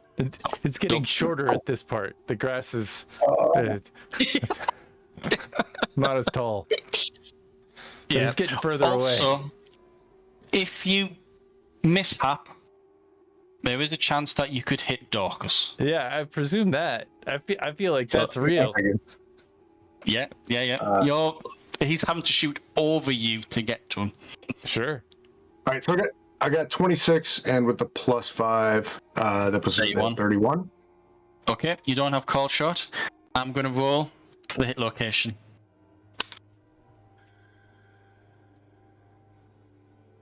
I got a 2. Aw. That is his arm. Left arm. Okay, so okay, you can get it. It's +1 damage. So it's power was it 3? So you've done 5 wounds. Yeah. You've taken down to -2. So Dorcas, you can hear the guy almost yelp in pain, and he twists. So an arrow flies overhead, darts into the grass. You can see from his shoulders upwards, and below him just the silhouette, and you can see him twitch, and then he disappears into the grass. Can I get another roll from you? Sure. Is that for my running? This is running. Lose another. What did I say last time? 4 fatigue. I'm losing a bunch of fatigue. Yeah. So you say. Yeah. Because. Yeah. I don't know how to mark it down, so I'm just writing. So lose another 4 fatigue for this little bit of run. Yep. Yeah. Okay. Yeah. So that's 7, 11 fatigue that I've lost. Okay, no problem. So make your roll. Do not fail. I got okay roll, not a great roll. It's 17, 19. Right. Okay. He's disappeared. You can't tell if he's crawling or whatever. He's disappeared. So you're now just 1 round away from where he was. Yeah. Are you slowing down to have a look, or are you just still? I'm gonna. If he falls down, I'll definitely surveil the area and see if I can see where there are grass that's been stepped on by somebody or something. Okay, you slow down. Just as you're about to survey, you can hear him. He's in so much pain. You can hear him rise back up, and he's hunched over, and he's now He's not even running anymore. He's just walking as fast as he can. He's panting. He's in a hell of a lot of pain. And you can even sometimes see him reach out for the grass, and he pulls himself forward. Next round, can I get another roll? He's not giving up, but Marco, you can't see them anymore. When you turn round, the four scouts outnumbered 5-4, but these scouts are putting up a heck of a fight. These guys are obviously veterans. They know how to fight in a group better than your guys. The training that you've had on the boat, you can see it kicking in, because they're kind of like they've formed a tight connection. So rather than fighting as an individual, they're taking on a group as a group. You can see that there's one of them down, or one of your men down. Not one of your 3, but of the 5, one of them's gone down. But you can see 2 of the other archers, the enemy, down as well. Dorcas, what did you get? 24. Excellent. Right. Lose 2 fatigue. And you finally reached him. Once he can hear you behind him, he just gives up and he just slumps onto all fours. He's got an arrow through his forearm. And despite the pain, he's still using that arm to support himself. You've got him. Well, I'm gonna knock him out. Is he gonna die if I knock him out, or can I just knock him out? Oh, you just knock him out. He's already exhausted. You knock him over the head. He's out, and then you have to drag his body. Yeah. Back. Yeah. If you want to carry him, you're going to be spending more fatigue. Yeah. Well, I'll drag him quicker. I don't. Drag. Okay. I'll just drag him. I'll drag him back to where Yeah. Yeah. The sun is still above the mountain range. You can't see the group. Have you got any orientation on your character sheet? Well, I felt like we were running in a straight line, but I also know I know that when you think you're running in a straight line, sometimes you think you circle around a little bit, especially in a thing. What is orientation? Is that a specific skill? It's under perception. It's an expertise in perception. I just have awareness and surveillance. Right. Nope, that's fine. You do manage to find the group by following your big snake winding trails through the tall grass. I'll probably go get my mace and my helm if I'm losing light. Take them on the way. Okay. It takes you about extra 20 minutes to find them. Let's just say you can't remember at what point you chucked them, so you're having to trawl through every bit of grass. You find your mace in 20 minutes. It takes you another 20 minutes, maybe 10 minutes, because it's not too far, to find your helmet. By which point, Marco, you've now in control of the scene. I'm not going to bother with dice rolls. One of your men's dead. Another one's injured. The other 4, the 4 archers, the 4 enemy, are they dead? It's entirely up to you. 2 of them are dead. The other 2 are in your control. What do you want doing with them? Yeah, I think Marco's pretty angry, especially if they killed one of ours. Then they're not going to make it. Yeah, one of your fencing guys dead, and Luigi is severely injured. He's on -2, so he's close to death. Or close to unconsciousness. Sorry. Right. Marco, you wait and wait and wait and wait and wait. Nearly half an hour goes by, and then Dorcas arrives.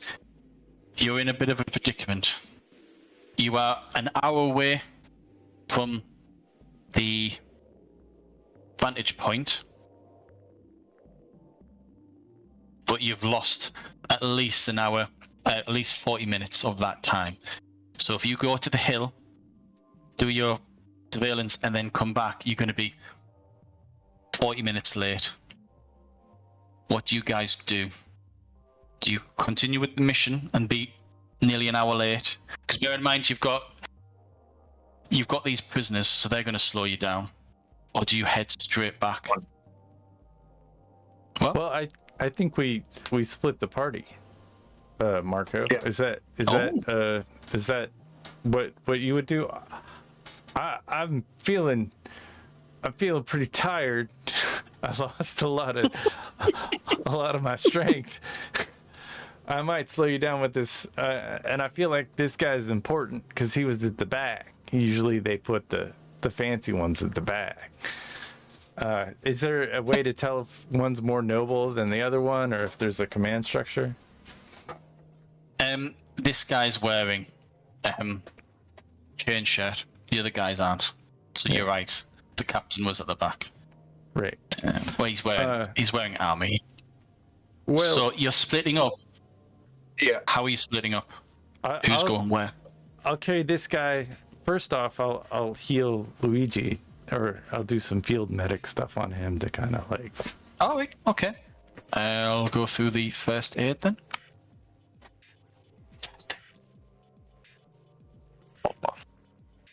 If you guys want to go on ahead, Marco, pick a couple of guys and run ahead, and Here's what I'm thinking.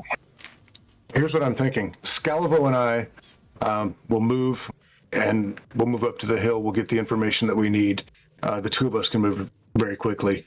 The rest of you take the prisoner and the bodies of the enemies, lash them together and put them in the river. They'll flow down the river, and then the camp will find them before you guys can return. Because they're downstream from us, right? Yeah. No, you're right. It's just you'd have to head north because you've come in from the east. But the closest path to the river is like north by northeast, so you'd have to go in a different direction. You know what I mean? Okay. That is a very good idea. It's just you're gonna have to work out, is it worth the sacrifice? Because whoever does that will be I reckon about an extra hour late on top. I think if they're dead, we just drag them off to the side. They'll be dead. Even if you can dump them anywhere in this field, no one's going to find them. Yeah. That's all I was worried about was hiding them. Yeah. If we couldn't get them back. But. Right. So I'm going to leave it there. Apologies for the internet connections. I'm going to try and get in touch with my internet connection. Sure. Try and get it fixed. So we're going to leave it there. So the party is split. One group is heading to the top and is going to be, we'll say, an hour late. And the other party, led by Dorcas, is going to bring the prisoner back to the camp. Are you going to carry the body of Vito? Are you going to Vito? So Vito's dead. I'm going to put a big cross next to him. Oh no. So Vito's dead. What are you going to do with the body? Are you going to carry him or leave him? I think we take our dead back with them. We got who is alive? So Luigi's on -2. Yeah. Well, I'll patch Luigi up and get them to carry Alfredo and Luigi to carry Vito or I'll carry whoever's heavier, and we'll go from there. Too. Nico can help too. Yeah. And we'll get the prisoners to carry the guy they killed. Maybe if they're still alive. Yeah. So did you kill all 4 archers? Or did you kill all the archers? They all died. Okay, they're all dead. It's just the one. Okay, we'll just leave the 1%. archers. They're dead. They're fine. So we got 2 bodies. All right. Okay. We'll leave it there. Apart from the freaking internet failures, that was really good. Some good points about tall grass. I never thought about that, but it works both ways. And oh no, I've lost internet again. I hear you. No, I'm still there. Oh no, that's alright. It's just that you guys froze. Yeah. I'll check. Do you fine. do you use the app, or do you do you use Discord in the web browser? No, I use the Discord app on the PC. You use the app? Yeah. It might help to try the opposite using the web browser. I don't know. No, it's the router. It went red. Yeah. It just So okay. it's You the just internet got coming fickle interwebs. Yeah. Stupid The internet. fickle internet gods. So yeah, great fun.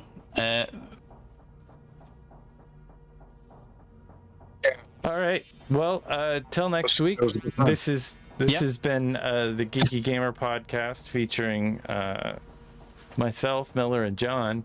John is our fearless narrator, telling the story, making it happen.